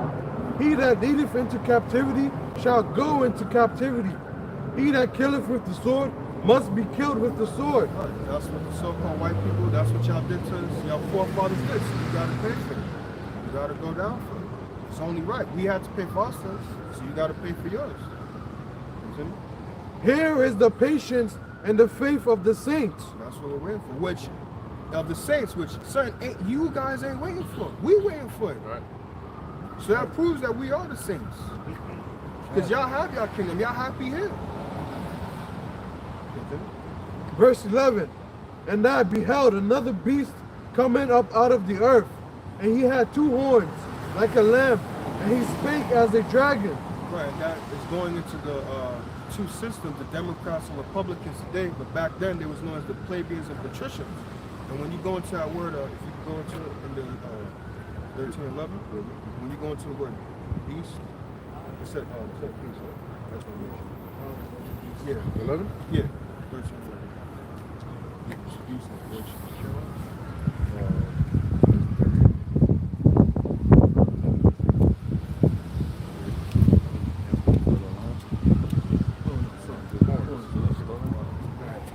Yeah. So the word horns in Revelation 13, the Greek word is keros, and it says here a horn of animals. You want me to read all these ones? No, there's one specific. This one? Island, mighty and God. Oh, yeah. It says a mighty and valiant helper, the author of deliverance of the Messiah. And that's how these Democrats and Republicans come to you. They make themselves seem like, look, like we're Biden. Build back better. We're going to make America back better than what it was before. That's how they make themselves seem, as a mighty and valiant helper, that they're going to make things go back to the way it was. But if you listen to what they're saying, they keep saying what? The new normal. Things are going to be going into this new normal state. It's not going to be how it used to be. Because what? We're moving forward for our NWO. Right. So things can't go back to being normal. We need you guys to get used to the new normal that's happening. That's it. So that's how the Democrats and Republicans make themselves seem. They make themselves seem like they're here for you, but they're not here for you. They're here for the elites. They're just like how we're mouthpieces for the Lord, they're mouthpieces for the elites. Yeah, because the lamb is what? It's here to serve you. It's docile. Yeah, and it makes you feel like you're the shepherd, like you control. And that's what they did, right? The governments are for the people, not the other way around. So they came up with that appearance like, we're here to serve you. We're here to provide for you. You tell us what you want and we'll do it for you. You are our shepherds. Get that shit out of here, man. Yeah, I think it's gonna come down to No, keep going. We got brother. Verse 12. And he exerciseth all the power of the first beast before him, and causeth the earth and them which dwell therein to worship the first beast. Right, so he fashioned Esau, Edom, they fashioned this world after the ancient Roman Empire, after the ancient pagan Roman Empire. That's why everything today is just like how it was back in Rome. Like we mentioned with the dog tags, your identification, how you always carried it with you, the building structures and all that, the Senate. When you go into, during the time of the Roman Republic, they had, if I remember correctly, they had the Senate, the magistrates, and I forgot the third one. But you have that same thing here today. The Senate is back, the magistrates. Censors? I think they had censors, consuls. Yeah, it was the consuls, the Senate, and the magistrates. You have the same thing today. It's just a little bit different. The president was just, if you go into it's emperor. President today would just be emperor back then, like Caesar and all them. So everything's just reincarnated. Whose deadly wound was healed. Right. Talking about the Rome when they came back during the time of Renaissance. They just brought back everything. If you read it on Wikipedia, they brought back Greek and Roman styles. Why would they do that? Why you gotta bring that all out of anything? Because it's the same people coming back into power.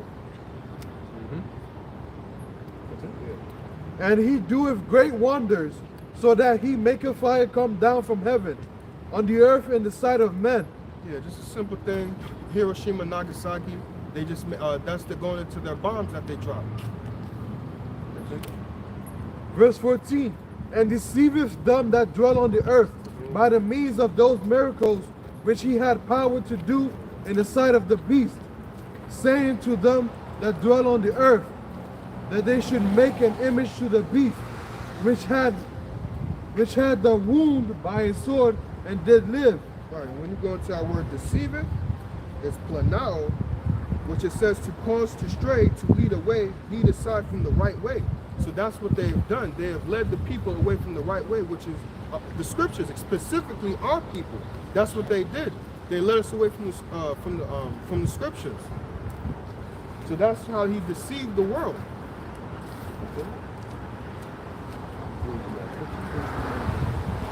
And he had power to give life unto the image of the beast, that the image of the beast should both speak and cause that as many as would not worship the image of the beast should be killed. Right. And when you go into our word image, it goes into the word image is icon, which is what? An image, a figure, a likeness. So it means what? That this system that you're living in today is an image of the ancient pagan Roman Empire. And how I'm going to bring that into it is what? Because this whole system that Esau is making is an anti-Messiah system, an anti-Christ system. They that are against the Most High and His Son. So when you go back, I'm going to go back to Revelation 13:1. Because when you go to Revelation 13:1, just to prove how this is an anti-Messiah system, when you go to Revelation 13:1, I believe the word, when you go into the word beast, now it says Theron, right? When you go into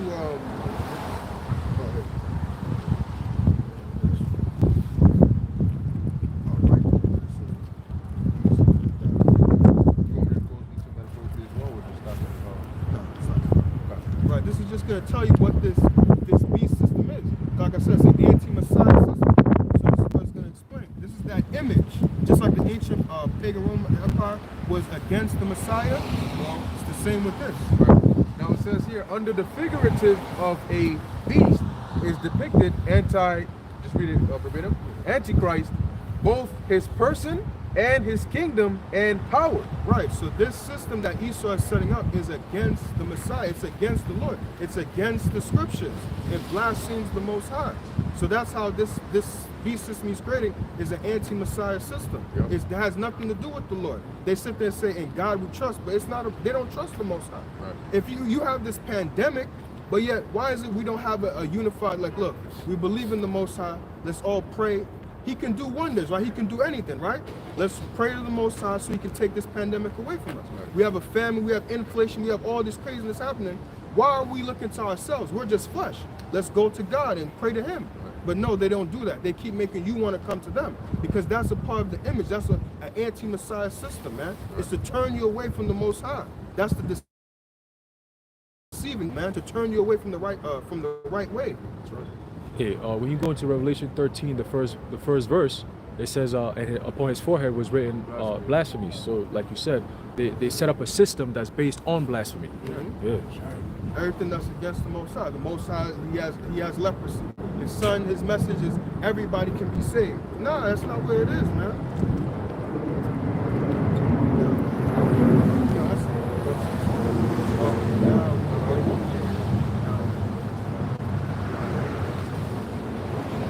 Revelation 13 and 16.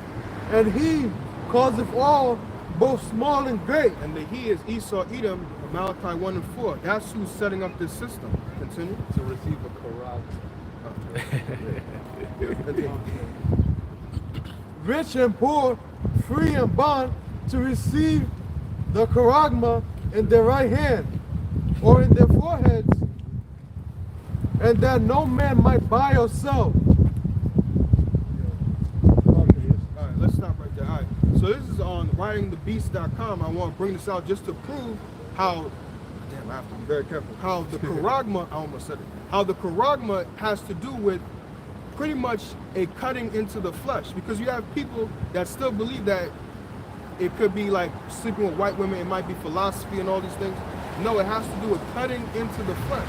And the Lord's willing, through this article that I found on writingthebeast.com, we can bring that out. Yeah. You want me to start here? Not easy? Yeah, because there's a little bit here.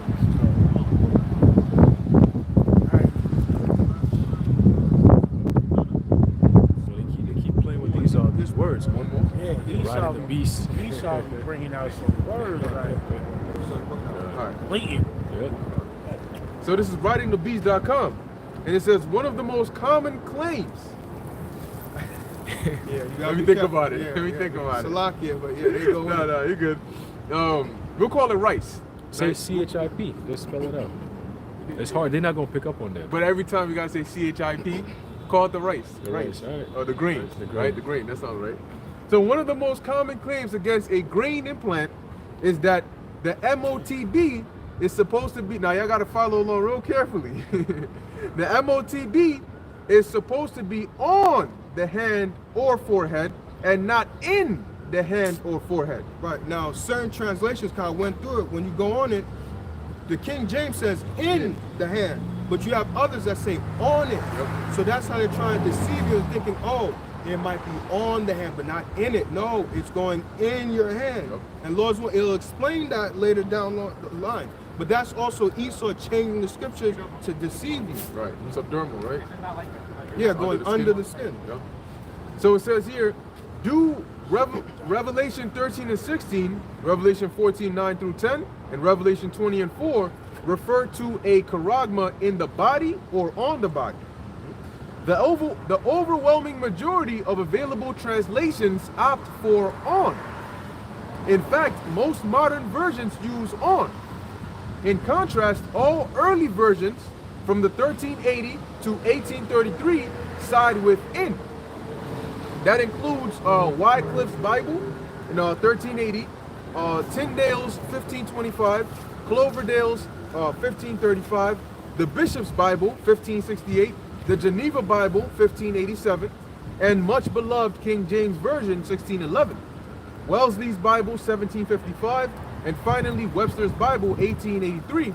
It wasn't until Darby's Bible in 1890 that doubt was cast against in. And in meaning the word in, right? The MOTB in your body or on. So it says, it is not easy to discard the work of early Christian martyrs or the 54 scholars that painstakingly translated the KJV by committee, as well as the work of the wordsmith Noah Webster, a man who single-handedly wrote his own dictionary.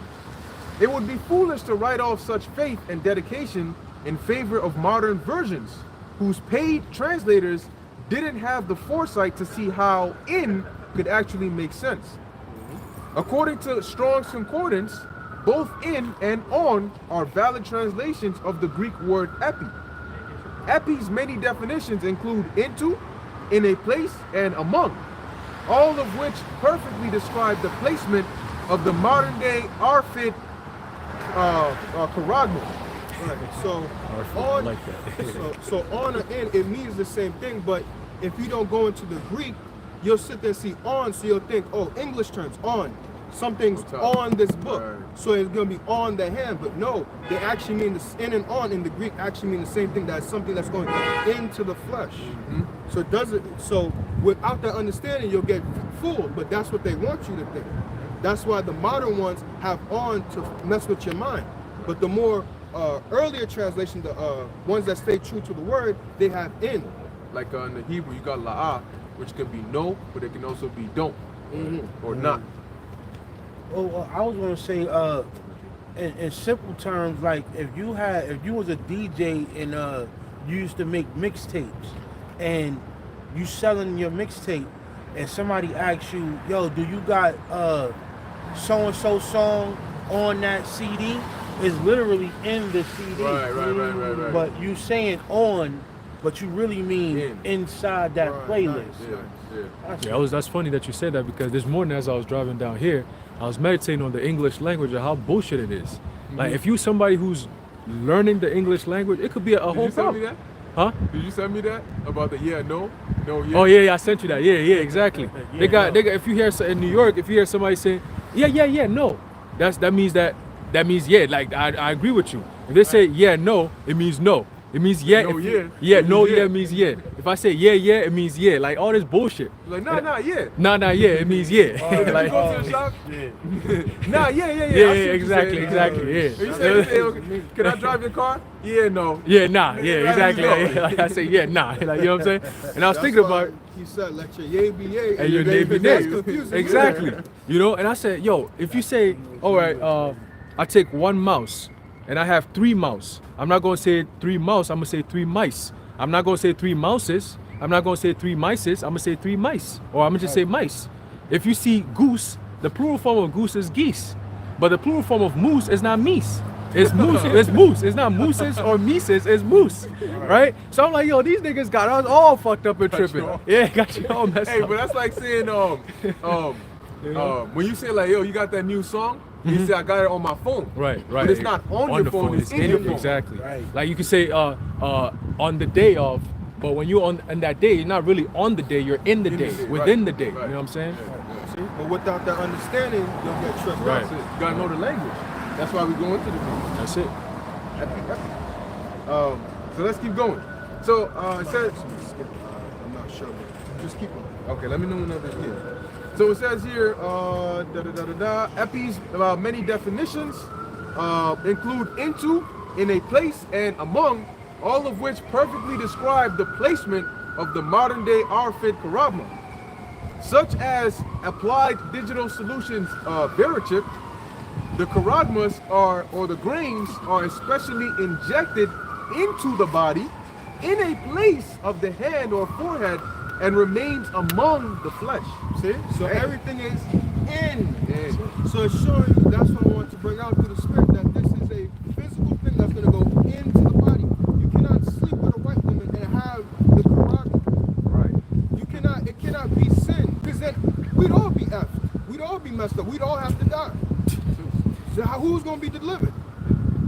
Hey, shit, you don't even gotta wait that long. They're doing it right now in Sweden. Exactly. They got it. They got the shit. The technology is already there. It's not like, oh, in the next 5 years we can imagine how it's gonna come. Nigga's already out. Esau's not gonna come out one day. This is a major prophecy. They're not gonna just make it a public thing where everyone is waiting for it. Nah, it's gonna happen exactly. It has to happen seamlessly, and then a few months later down the line, you're like, damn, like we in a whole new system. But when they were in Gracia, you didn't think of it like that. It has to happen step by step. Like what they're doing right now. But I think Alea, you gonna say something? That's what I was gonna say. Exactly. I was saying, if you want a visual demonstration of what y'all saying, just look up what's going. They implemented it in Sweden. Yeah, there you go. That's it. So they use these countries as test runs. Yep. What's the last time you used Go. cash, bro? I don't remember. See? I don't even remember. Don't use cat for gas. That's it. Yeah. It's cheaper. And it's called the technology, the mentality, and the reality. So for decades we've been dealing with the technology. The mentality is what we're dealing with in this day and time. Like when I was bringing up how everybody not even really dealing with money and all that. This is really But the reality is when you're forced to deal with it on a level of like, look, either you do or you don't. It's this way or it's that way. That's So, prophecy. Yeah. All right, so we're gonna keep it. We might read the whole thing and It's all through His Word. wherever else the Lord may have us go. Then that's it. Hey, because this is very important, because this is the most important prophecy there is right now. You know, once this thing pops off and is made mandatory, like the Vanessa, is it? It's over. What else? What else is there to wait for? That's where the book ends. Yeah. You know what I'm saying? That's where it ends. You know. Just one more prophecy after that, and actually just other prophecies that with the destruction, and then that's it. The destruction, it ends it. That's it. And once this thing is passed, that's it. All we're waiting for is for it to be instituted. That's then it. the wait is over, because That's then it's gonna, the prophecy is gonna be in process of fulfillment. There you go. It's gonna say loading, Boom. right? Boom. We wait for the application to get here, Yep. and then once it starts loading, I mean that's it. That's it. You know, so bring that shit. We in the mentality right now, but the ultimate level is the reality. That's it. Prophecy. When it ain't no more talking about it. It's right there. in front at your door. It's in your head. In your head. So this is continuing. It says a syringe will also leave a puncture mark on the surface of the skin. Right, and so real quick, when you go into our work, Marcus, forget it. Just when you read Revelation 13:16, just substitute that word M.A.R.K for Marcus, Right. and we go into the Greek. That word is charagma, which is a cutting in the flesh, and we're going to get into that because it goes into that, which is a cutting in the flesh. When you go into the root word of charagma, it goes into parax, which is the sharp instrument, which the modern day sharp instruments today, which be a syringe. And then when you go into the root word of parax, would be grapho, which would be the information left, which would be on the grain of rice. It will have your information, your identification, who you are, and things like that. Right. And spiritual, because that just reminded me of Matthew 13 about the parables, how the Lord spoke to the people in parables. Yep. So when we speak like this, really we can say if you can receive it. That's it. Because only those that know what's going on with the key words, they're gonna be able to receive it. Boom. So somebody might say, well, why y'all talking like that? Why speak us down parables? That's Well, it. go read Matthew 13. That's it. That's it. Yeah, that's it. You know, go to the sellers and buy. Go to sellers and buy. You know. So and if you a latecomer, the Lord will have it to where you watch a video and the brother might say, hey, when we say this, really we mean this. That's it. And then the Lord might give it to you. If he doesn't want you to get it, you're just gonna be there worrying about why we talking about rice and shit. Yep. So continuing. Hold on, Slacky. I just wanted to add a point onto like Esau confusing people with basically changing the words in the scriptures, like this in and on thing. Like, you shouldn't really be confused about that at all in the first place. But the reason, like, a lot of people try to save Esau even after he did all of this crazy shit.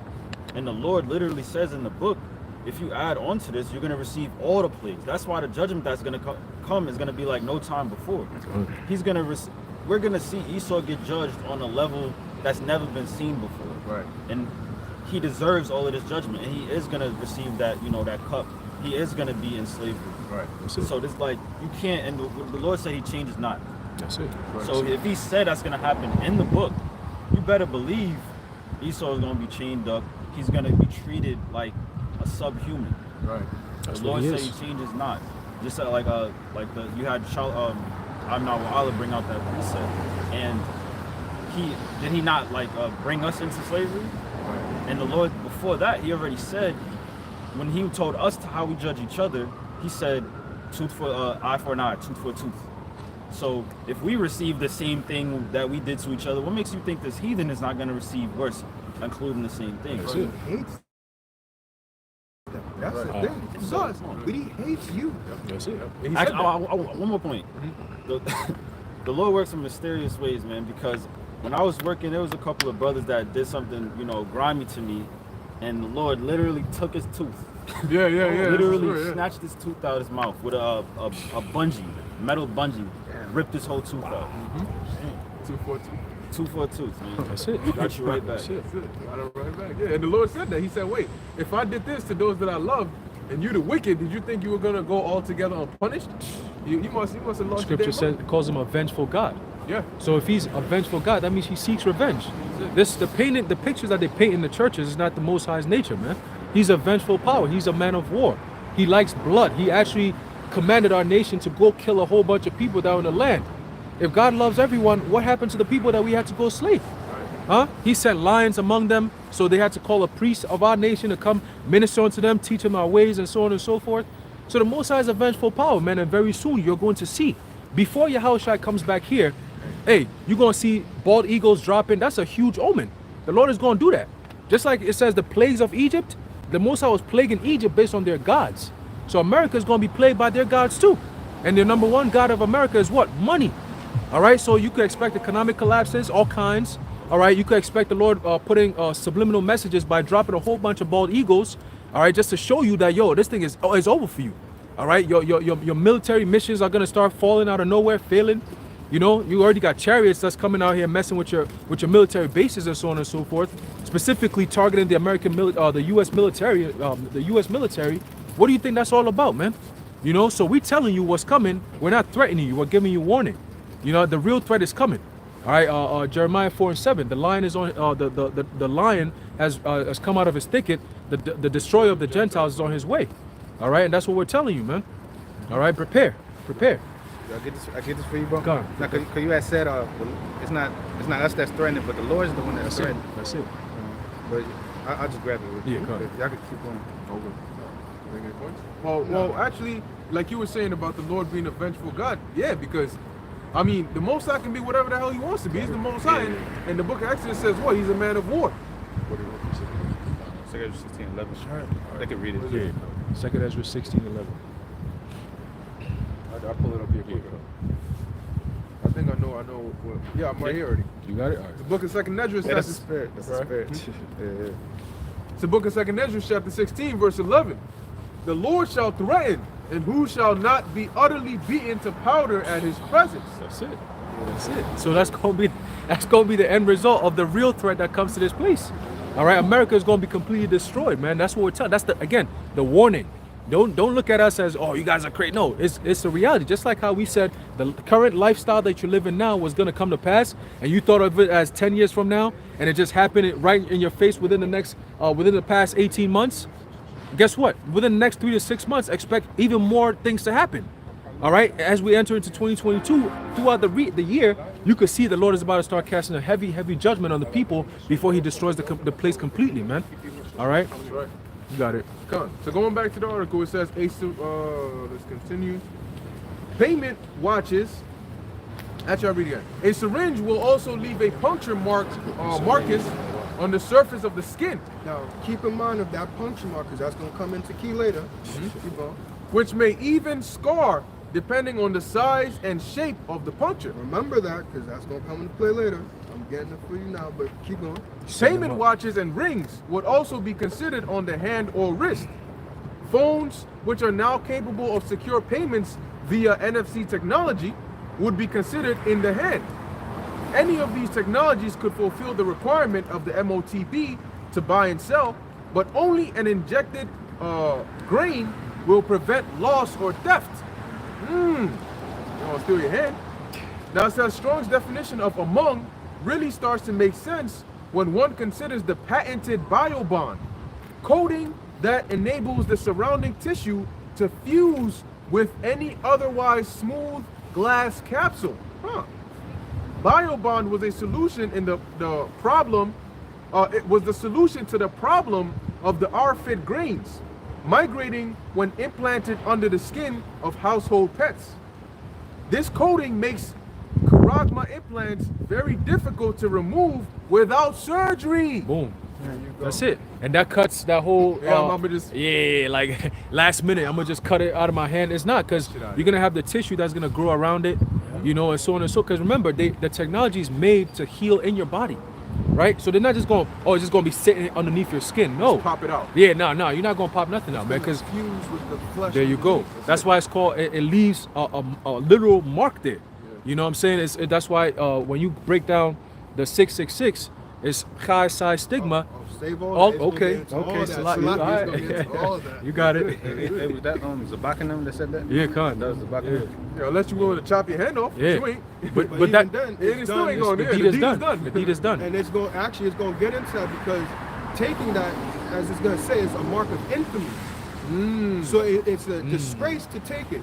But you already done took it. So even if you take your hand off, you've done, your mind has been given to it. Boom. So it's done too late. You've disgraced yourself. That's why it says you should be ashamed before your house Presence shine of the angels and the Lamb. because you've disgraced yourself. Boom. That's like when a virgin loses her virginity. Yep. And there's Yep. no going back. There's no going back. Because the second you cut in there, It's it over. don't matter if she says I ain't never going to engage in intercourse again, it's done. It's gonna close a little bit, And but it's then never what gonna heal. happens anytime a woman, like they show in the movies, a woman is caught sick on another dude, what happened?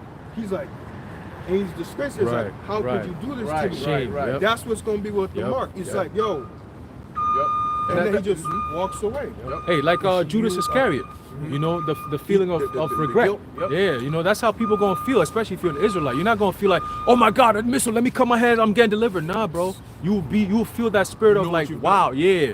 You know, that's how you're gonna feel. And a virgin loses value Thing is going. when she lose that hymen, Boom. same as the spirit of that belongs to Yahweh Shah when you take that Karagma. right. Revelation talks about the men who were virgins. I was just about to That's say the that. spirit. I was just about to say that. Yeah. Bring They it have out. not been defiled with women Yeah. because what happens when a virgin loses her virginity? Boom. She got to be stuck to that man for life. That's it. So when you, I ain't even going to use that phrase, but when you Pledge allegiance. pledge allegiance That's it. to this devil, guess what? You stuck to him for life. That's it. So really you're betrothed onto Yahushua, right? Did Paul not say he presents us as a chaste virgin? That's it. So really you committed what? Spiritual adultery. That's it. Because you betrothed to Yahushua, but you gonna let Esau put his mark inside you, His seed. and then his seed inside you, and then boom. So Yahushua is gonna come and say, hold up, you committed adultery. That's it. What is the penalty of adultery? Death. That's it. Ultimate death. That's it. Right, and that can't be seen with white women because the Most High is okay with that. Solomon had Edomite wives. Yep. And the Lord didn't have a problem with him. What happened? What did the Lord have a problem with? When he went to them other gods and he gave his mind over to them other gods. That's when the Lord was like, all right, you fucking up now. So how many times can you take that MOTP then? Because you can sleep with a white woman multiple times, multiple Exactly. women. You know. Hey, that's why the scripture in Proverbs it says that he that committeth adultery lacketh understanding. And what does the scripture say also in Proverbs? He that goes out of the way, wandereth out of the way of understanding shall remain in the congregation of the dead. So if you take that thing, you've committed adultery and you have understand, therefore you lack understanding. And if you lack understanding, you shall be counted as what? Those part the dead. And then the dead is who? The ones that the Lord is going to destroy. You know? You I got it. also wanted to say, like, if you take the charagma, that's like, for example, that's like trying to change your father. Right. Like, you know how you take the father's last name or whatever? That's like you trying to change your ownership from the Lord to Esau. There you go. Look. He's your God now. That's the digital oil. Yes, Right. Digital. That's the digital oil that you're taking. I love my, Now you I don't. love my You love your master. You don't want to be released. Yeah. Yep. Yep. That's not gonna kill you with. It says here, all right. In other words, the verichip, the MOTB, is likely to remain permanent or permanently once implanted. Right, and just like we were saying, how when a man sleeps with a woman, when he puts his sperm into what? That sperm is permanently in her body. She can't take that out. Yep. So it's the same thing with the grain of rice. Yep. Once it's in there, it's in there. That's it. Seed of Esau. That's it. It says here, charagma, the MOTB. The Greek word for Marcus is charagma. Strong's Concordance defines charagma as a scratching or etching. Man, whoever wrote this article, man, they must know. They know They're some going shit. in. I They gotta probably read watch this. us. They probably Yeah, watch they our definitely watch, yeah. It says a badge of servitude, graven, and finally Marcus. Strong's also notes that charagma is directly related to the Greek word charax, which means to sharpen to a point, and also describes a stake. As noted above, one of the definitions of charagma is graven. The American Heritage Dictionary of the English language defines graven as follows. 1.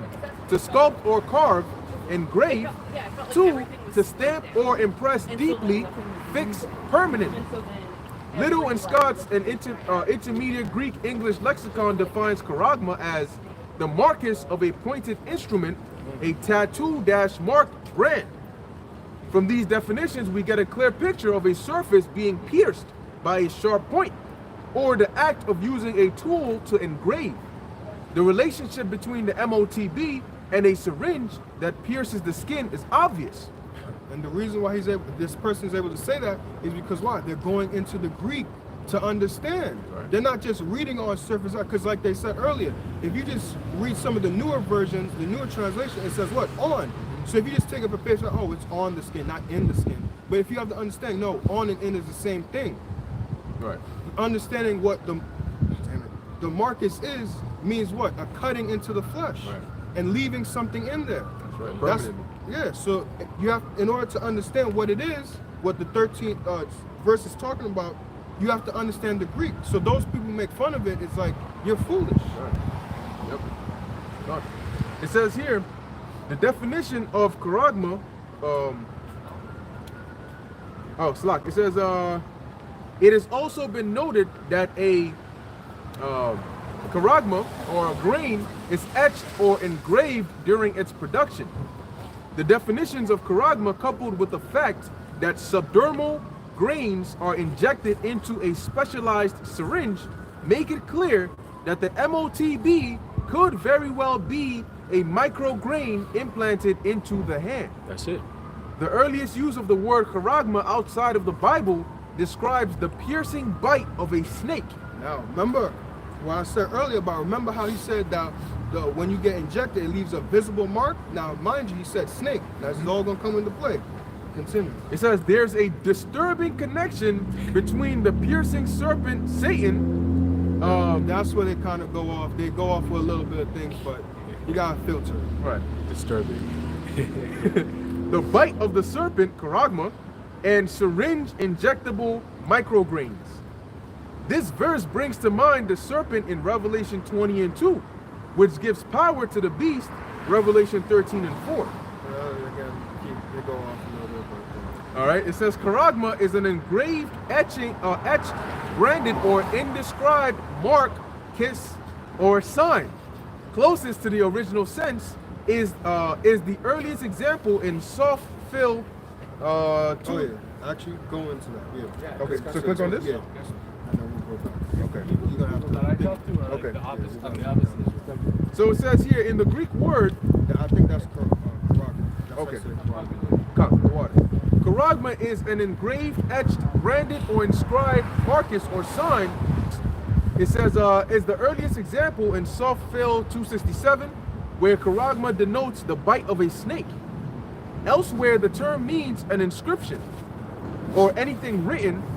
It says also the individual character. I don't know how to read this, but I believe it might be what, Kai something. All right, you'll just keep reading. Greek specialist? No, I'm not going to Greek specialist. It's in Greek. Like something like that. Yeah. Well, I think we'll still be able to get the message from it.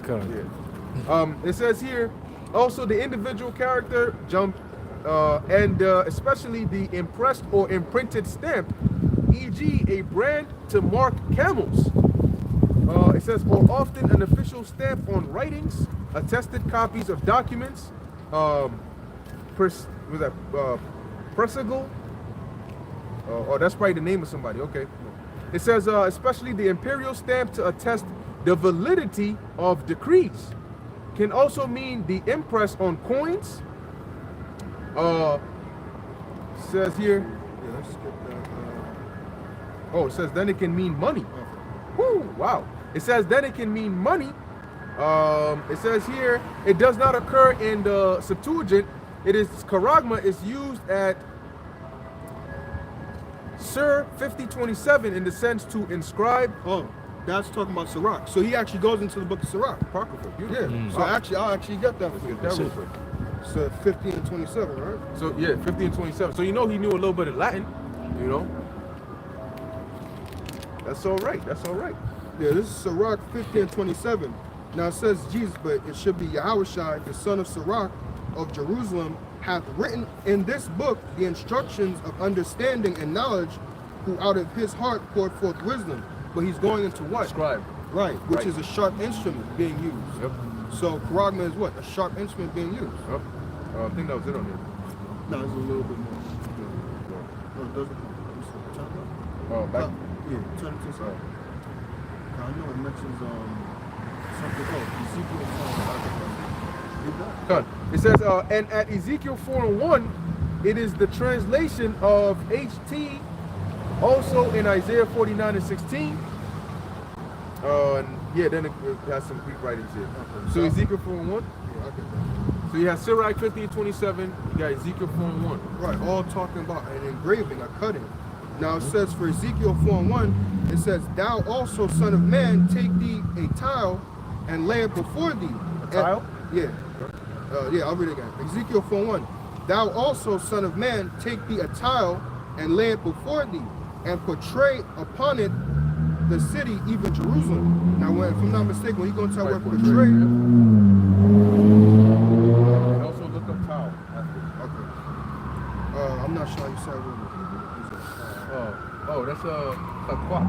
All right, so the Hebrew word is hakwak, which it says to cut out, decree, inscribe, engrave, to cut in. Now, you said, what was the other word? Tile. Not. Yep. Brick tile. Yep. What you have? Character. Okay. You want to bring it up? You can bring it up. Okay. And that the reason was a portrait, right? Mm-hmm. The reason portrait works is because when you have a tile or a stone tablet or a clay tablet, like they used to do during cuneiform, they will use a stylus, which has a very sharp end, and they would actually write into the clay. The clay tablets, they will write into it. Now, as you're writing in it, you're actually removing the little spaces in there to form the character. So him portraying Jerusalem on that tile is him, in essence, charagma, going beneath the surface of the tile to create the image, like an pushing into it and making it, leaving a mark. That's Engrave. That's it. So when he's done, there's a mark in the tile. And I got here. It could also, you can also say on the tile, but it'll be the same thing. Right. You could bring that last. Bring that. It's going to tie in. Oh, okay, Character, okay, yeah. all right. So you want to hold it for now? Yeah, let me hold it. All What? right. So now we can go back to Reading? yeah. Okay. We can go into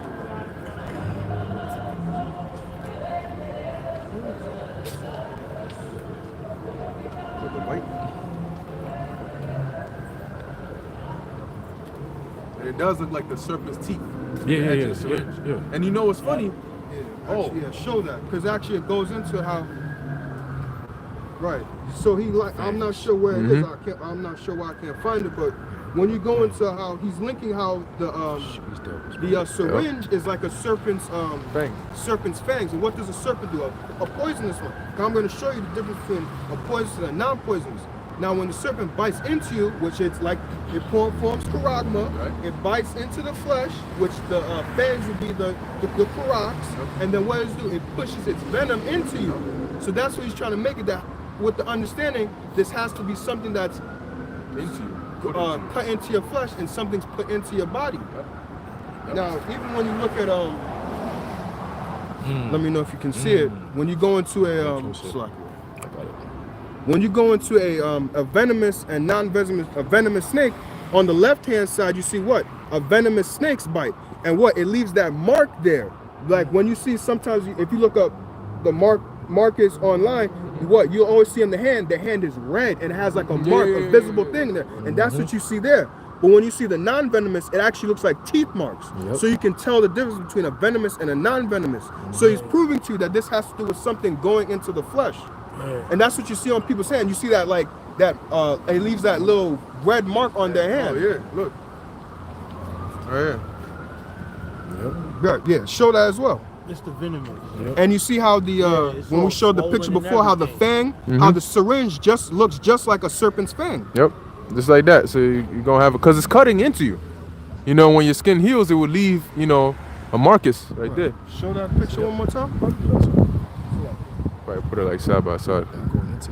Oh yeah. Yeah, so there you go. Boom. See the fang. Yep. But what? It's not an actual biting you, it's what Esau is, that serpent. What he's biting you with his fangs. This is his which fang. is the syringe. Yep. But it's all metaphorical talk. Yep. Yep. And that's why he's coercing the whole world, causeth to push you like a snake. A snake is gonna come, he's not gonna chase after you. He's gonna make you come into his lair. You see what I'm saying? And then you wait. You wait. That's why we're going through the waiting process. It's gradualism. right. He wait till you come in where he could strike you, and he gonna lay in that bite. And that's what they're doing right now, man. So it's step by step, but that's why the Lord uses these animals. I got this book, it's called Zoology, and it goes into animals and their traits and their behavior. And you know, I did that because I'm trying to tie it into why the significance, why the scriptures uses certain animals in certain situations. So scriptures also says that learn from the animals, the beasts.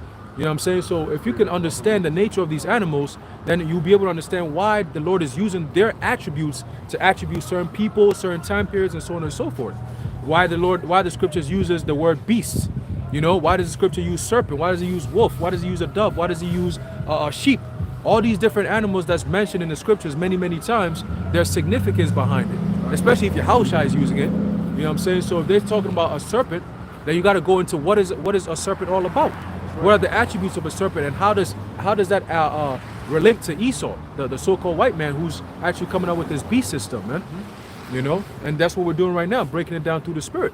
Right. All right, you got it. So we're proving that it can't be hegemony. It can't be Right. sleeping with a white woman because, well, we're gonna get into that later as well because we'll get into There's the Right. So it says here, I challenge you to think of something in the natural world that resembles a syringe more closely than the fang of a snake. and that's what we showed in the pictures. Now, it says here, a hedge symbolizes protection. So let God take care of you. It may prove to be a blessing to give your life rather than accept the bite of the serpent, the charagma, the MOTB. Yeah, that makes a lot of sense too, because you seen how the world is moving now. There's really nothing much to live for. You know what I'm saying? So if you're in the spirit and you understand that this thing gets worse from here, and you have to partake in this world, like it's getting worse and worse. It's never gonna get better. You know what I'm saying? So why the hell would you want to partake in the worldly affairs just so you can live a miserable life? You might as well just stand firm, stand 10 toes, feet down for Yahweh Hashem Yahushai. If you die, fuck it. Guess what? You're gonna come back. You know what I'm saying? You don't really die. Ain't no grave gonna hold my body down. Yahushai rose from the dead, and so will we. So even if you try to defeat us, guess what? You're just prolonging the inevitable. Because we're gonna come back with more what? Revenge. That's just the nature of Jake. You know what I'm saying? More fire. That's it. You know? You got it. So it says here, Chi Psi Stigma, 600 3 Here is wisdom. Let him that hath understanding count the number of the monster, for it is the number of a man, and it's 100 3 Revelation 13 and 18. Early biblical translators chose to spell out the number 666, 600 3 This is one of the rare exceptions in the English Bible, where a number is spelled out instead of using a numeric representation. The treatment of 666 brings focus to the individual characters, which allows us to gain a further understanding of the MOTB. If we look at the Greek, we see that 666 is presented with 3 letters, Chi, Psi, Stigma. The numeric values of these 3 Greek letters adds up to 666. That's it.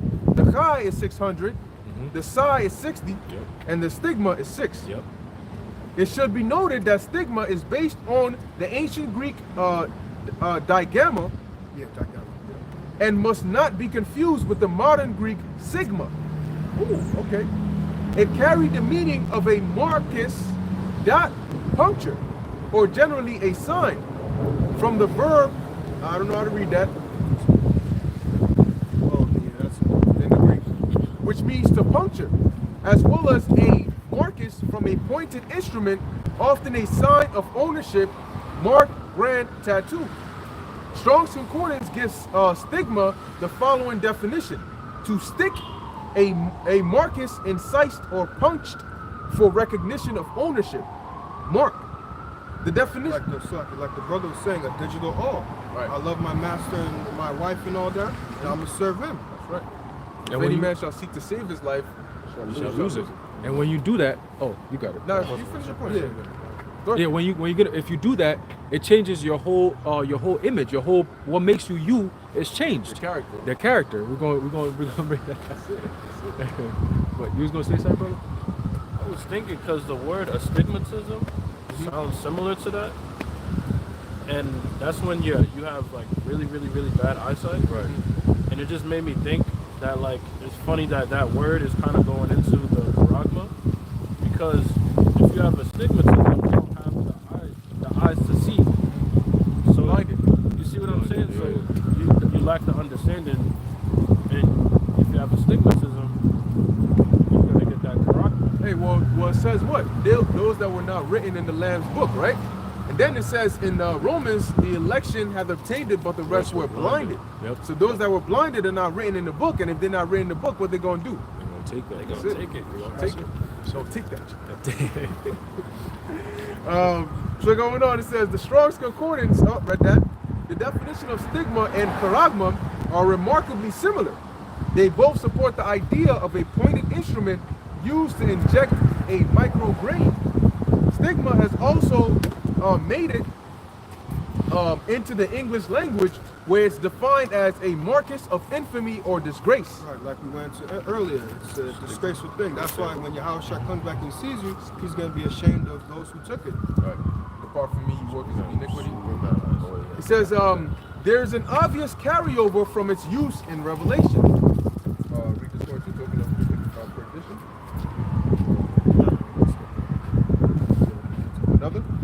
Another intriguing definition of stigma in its English usage is a token. Anyone familiar with digital security will recognize a token as a physical device that's used to gain various levels of access. That's exactly what a micrograin M is, and M, a security token. It says in three-factor authentication, this is known as what you have. The other two factors are what you know, as in a password, PIN, etc., and what you are, as in biometrics. Right, so you pretty much are the thing that's going to be able to give yourself access to the world. Right. That's how you're going to be able to function in the world, by having this thing inside you. This is going to be your passport into the world, into the new world. Yep. It says here, as in biometrics, primarily face, iris, fingerprints, or vein scanning. So you see, everything has to do with what? The body. The body. It has nothing to do with your thought process. It has nothing to do with sleeping with a white woman or hegemony. Right. It has something to do with going into the flesh and because that's really, my bad, before we go into it, that's really what Esau wants to go into. He wants to go into the body and get to the spirit and how that works. Because you know what? Because imagine if the story was different, right? Imagine if Esau wins. Thank the Lord he doesn't, but imagine if he does win. You know what Esau wants to do? If he could get into our spirit, because we're pretty much lower, like the Apostle Tar says, we're pretty much many most highs. Right. So if he could tap into our spirit, he'll sit there and say, well, if we could tap into this, we can go after him. Higher, yeah. We could definitely get, because this is just a little piece of him. Damn, this nigga. So that's all he wants to do. Shit. He wants to, like it says, be like the Most High. Yeah. He wants to supersede him, go over and above him. Hey, so you know what's very, the Christians talk about Satan, he wanted to be the Most High. He got, really, that's Esau. That is Esau. He fits that. That's why Isaiah 14 is talking about Esau. Yep. He's the one who's like, I wanna, see what the Most High is really like. Then I want to kick him out of his seat, and I want to take his seat.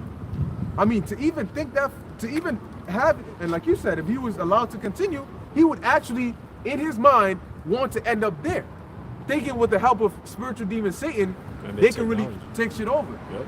Because like Elder Apostle Gabar says, when you have all this money, well, we want to control the people. That's not enough. But now if you take it to the next level, that's still not enough. I want your seat. I want you. Right. I want to be you. Right. So now if I could tap into your lesser yous, well, then I could tap into you. Right. What stopped me? Because it's just you, just a little bit of you. So I could definitely get into that. So he got to be taken out. That's it. It says here, like micrograins used for identification, A security token almost always carries a unique number on it. One must wonder if this somehow relates to the three-factor allegiance to the monster. Rev 13:17.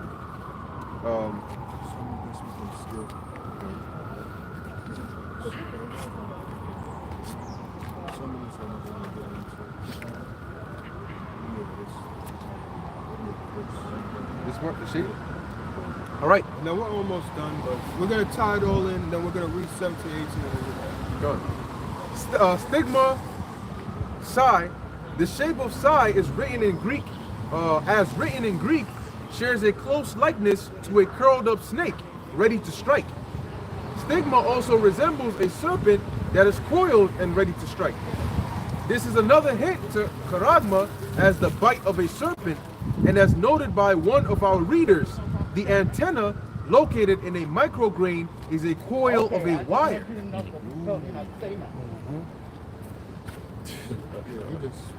pretty much just gonna say the same thing we're gonna say.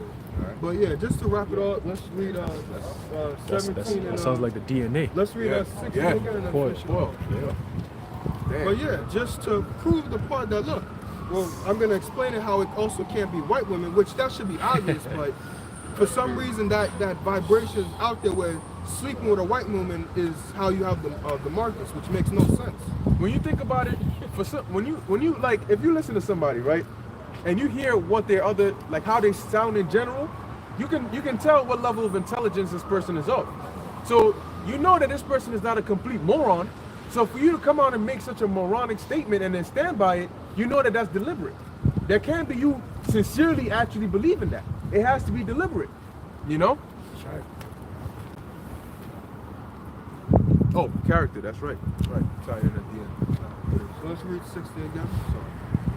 This is Revelation 13 and 16. And he causeth all, both small and great, rich and poor, free and bond, to receive a charagma in their right hand or in their foreheads. Right, like you said, in, but if you see other translation, it says on. When you go into the Greek, epi, E-I-P-I, it can mean either or, because he broke it down. It could be among, in, it's all the same thing, but the English language, when you read it, it could trip you off. You'll think, oh, it's on, not in, but it means the same thing. Right. And what? The charagma is what? The cutting into the flex, the karax is the sharp instrument, and the grapho is the thing that's left in, which is going to have your writings on it, your information. So what? And then he likened that unto what? When we read the article, what? The bite of a serpent. What does a serpent do? And even when you look at the syringe looks just like what? A serpent's fang. That's right. And when the serpent bites you, it leaves that notable mark on the hand. When you even see people who get it, what? You see that red mark on the hand, looking just like a serpent. Yep. So this has to do what? Biting into the flesh. This has to do with something that's going to go into the skin, be subdermal. So how could people say it's a philosophy? That doesn't make any sense. Right.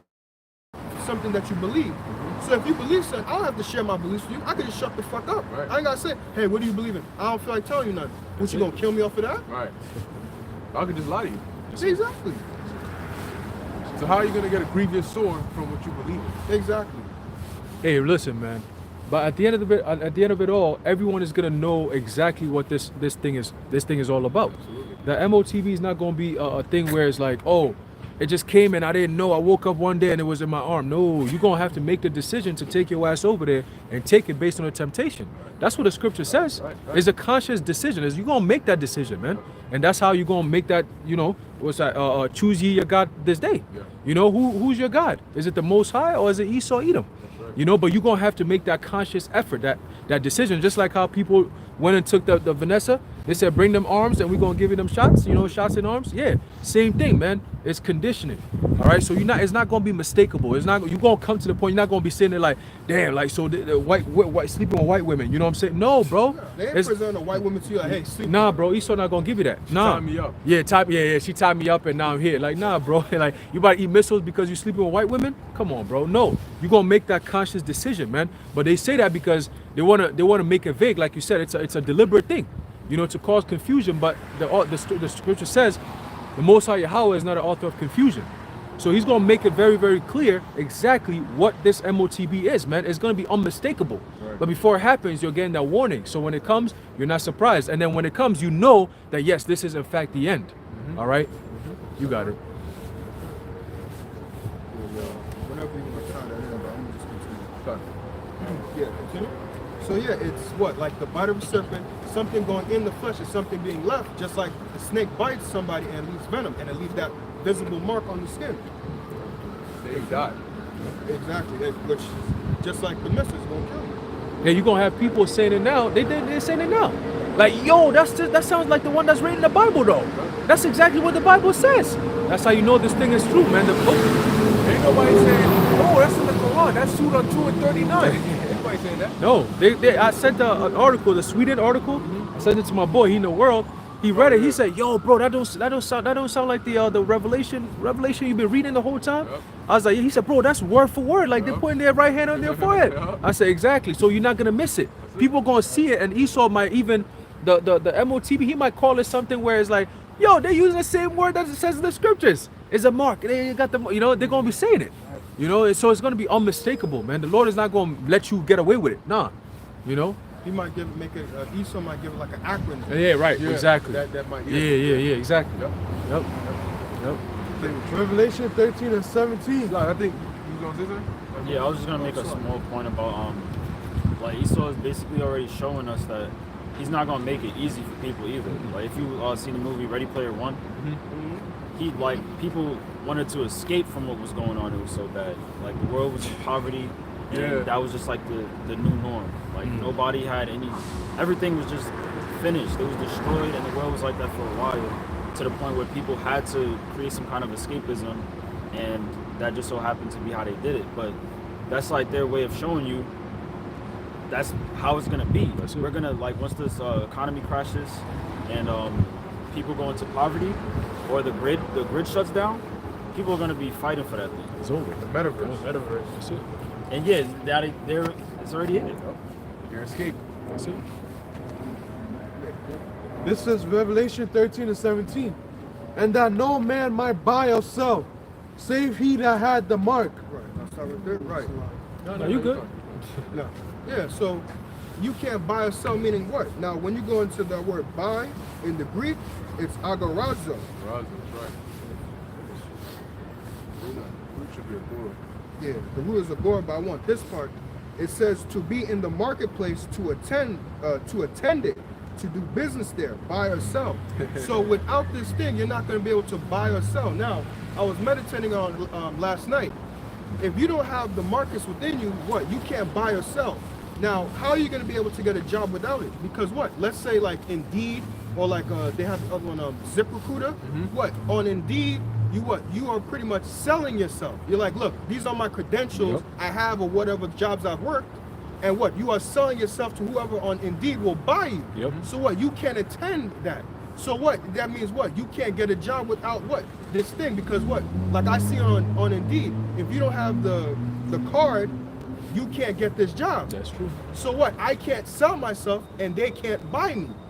So it's not sleeping with white women, because what? You're pretty much on these jobs making yourself like a prostitute. I'm selling myself so you can buy me for my services, for my credentials that I have. Yeah. Well, that's what we do. When you work, the person is buying your time. That's it. That's what they're paying you for, your time, right?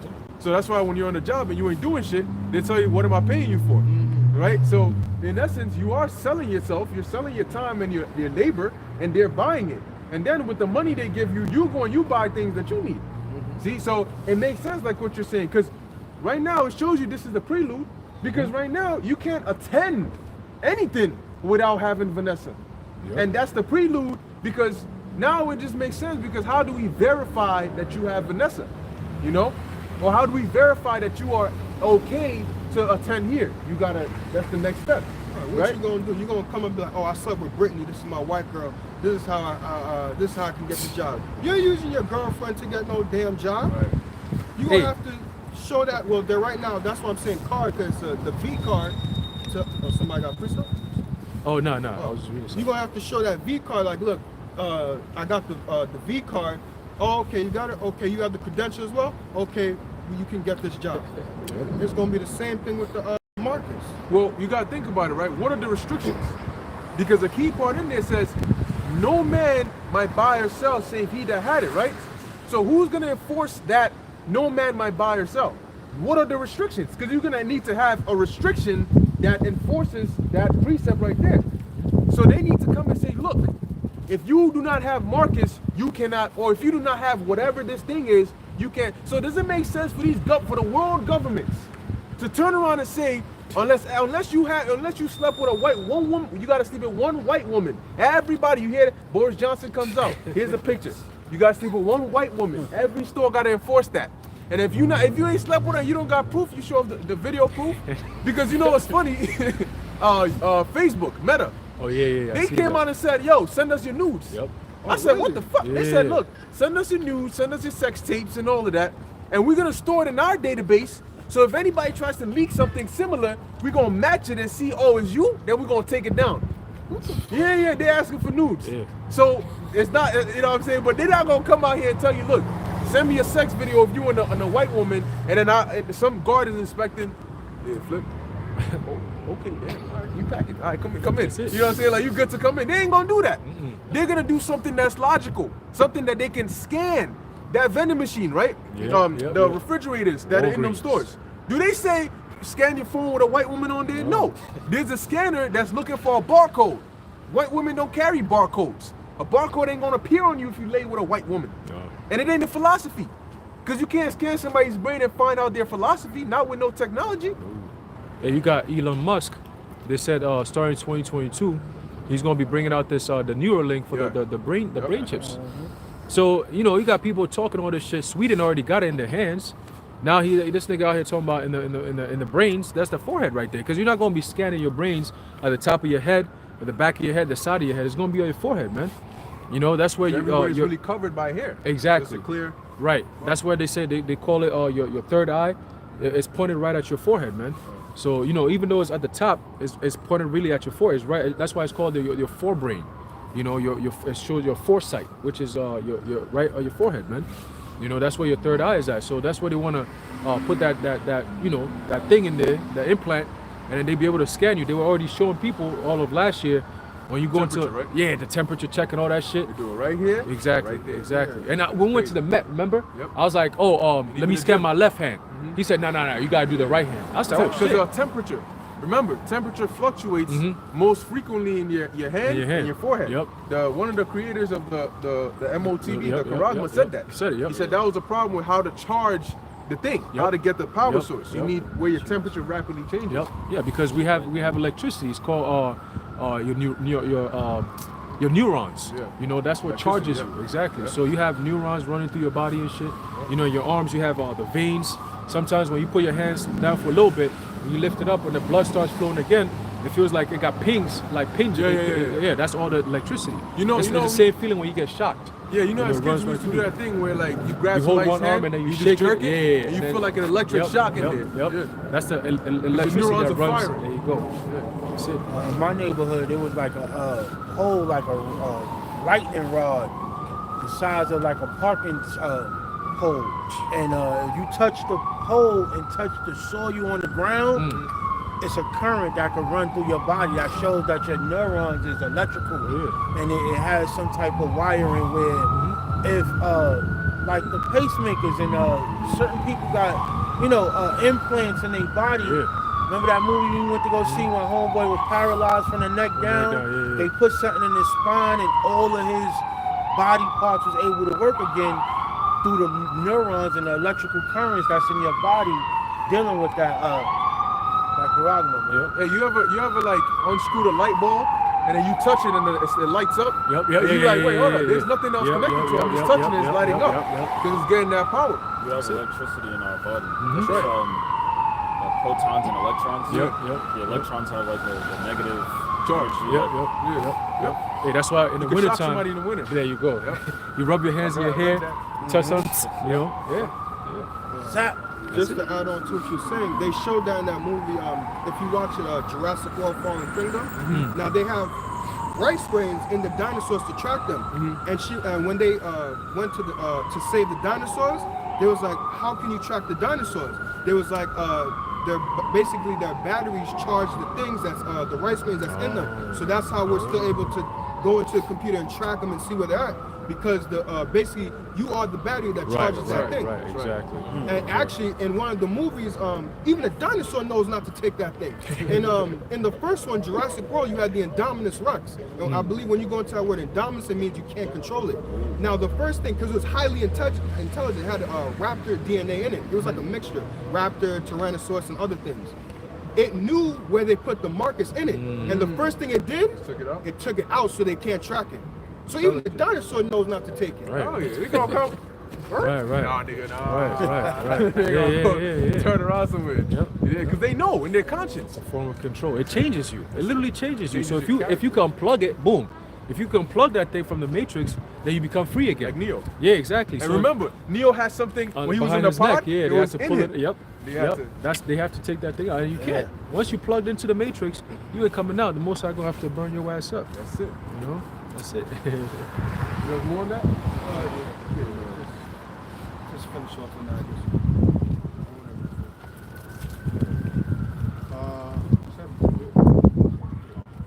Revelation 13 and 17. And that no man might buy or sell, save he that had the charagma, or the name of the beast, or the number of his name. Right, and we just explained that when you go into our word bias, agorazo, which is basically the agora, the marketplace, how you buy and sell. Yep.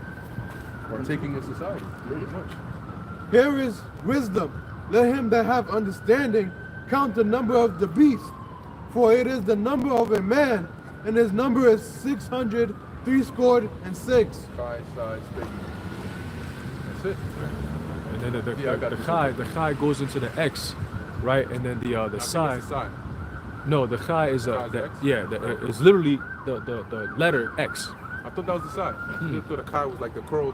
Yeah, the chi is the X, and then the psi is damn, I forgot what it is. And then you have the stigma, which is the mark that comes after the incision has been done. It's literally a stigma. You know, going back to the word, the actual literal word stigma. Yeah, Kai is the X. Yep, Yeah, yep. you know. Yep. The size, like, it can either be like 3 dashes or like a coiled. Yeah, the coiled, looking yeah, like little- the snake thing. That's yeah. right. That's right. You know. So I got the character right here. Okay, get that. We'll finish it off with this. Mhm. So it says here, this is the online etymology. Right, for, and the reason why the brother's bringing that out is because once you having the understanding that we have now, once you take this thing, it changes you. You're not a creature of the Most High no more. All right, it changes your mindset. It literally takes away your spiritual connection with the Heavenly Father. They're already doing it with the shot to prepare your mind and your body to take on a new God, a new human, if you were transhumanism. That's how they're gonna do it. So once you take this thing in you, it changes who you are completely. Let's get that. hey, like SpongeBob, that episode where, I don't know if you watched it, Plankton managed to get everybody under his control with a chum bucket hat. Oh yeah, I He was remember that. controlling Yep, everybody. Yep, Yeah, yep, yeah, yep, yeah. yep. I SpongeBob remember had to that. go on a Yep. journey and His shit. wife was Karen was telling Yeah, him how to Karen, do yep, it. yep. Yeah. Oh, my Karen.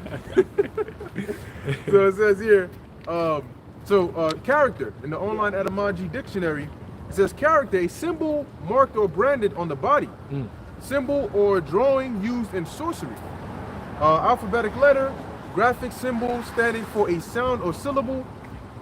It says here, from Greek character, engraved marcus, also symbol or imprint on the soul. See? It says instrument for marking, to engrave, pointed stake. Yeah, symbol from the store. Soul. Do you want me to read down? Yeah, read down. But stop right there for a second. You see how it says engraved? Just the same word in Revelation. Going to charagma is the same word in the Greek for character. It's the same word. Literally the same word. Something that's a cunning. Exactly. Going into your flesh, and then it says what? Them that also what? You worship the image of the beast, right? So the image is also going into what you become. You represent that thing. You become a creature of the beast. You know, so they're gonna put that there, like when we're back into it, the seed of the the thing is gonna work its magic on you. You know, you become a different creature. You become a seed of the serpent. You know, the serpent seed. Like, you know, I believe it's Revelation 12. I'm not sure if it's 3 or 4, where it says, and the dragon, it goes into, basically the dragon is synonymous for Herod. Yes. But what Herod was what? A part of the Roman The Roman- society. exactly. But it says, when you read it, Yeah, it says yeah. dragon. Mhm, But we know mhm. the dragon is the Roman Empire, There but you it's go. specifically talking about Herod. Herod, But Herod exactly. represented because what? He's a part of the society There of the you Roman go. Empire. There you go. So just to add on to what you were saying. Beautiful, you know. So yeah, man. So this thing, man, it's not just about, you know, oh, I'm just going, you know, buy and sell with it. No, it's about completely changing your mindset, changing who you are. You know, the venom shot that they're giving people is actually changing DNAs. They said it. mRNA. What do you think that's all about? You know. So they're changing you and preparing you to become a different human being. You know, something that they can actually patent and control. Because if you're human, they can't control you. You know, you're theirs. you're not there. You belong to the Most High. So in order for them to own you, they have to change you first. And that's what they're doing with the MOTB, with the shot, kill shot. You know, change you, modify you. Then they can own you after they put the thing on you, And just to in add you. also, when you get bit by a snake as well, venomous one, Right. what it does is it coagulates your blood. It Oh, changes it. There we go. It goes from being liquid to like a jello substance. Clots. Yep. So just to add on to what you're saying, that thing when it's going into it's going to change something within you. Yep.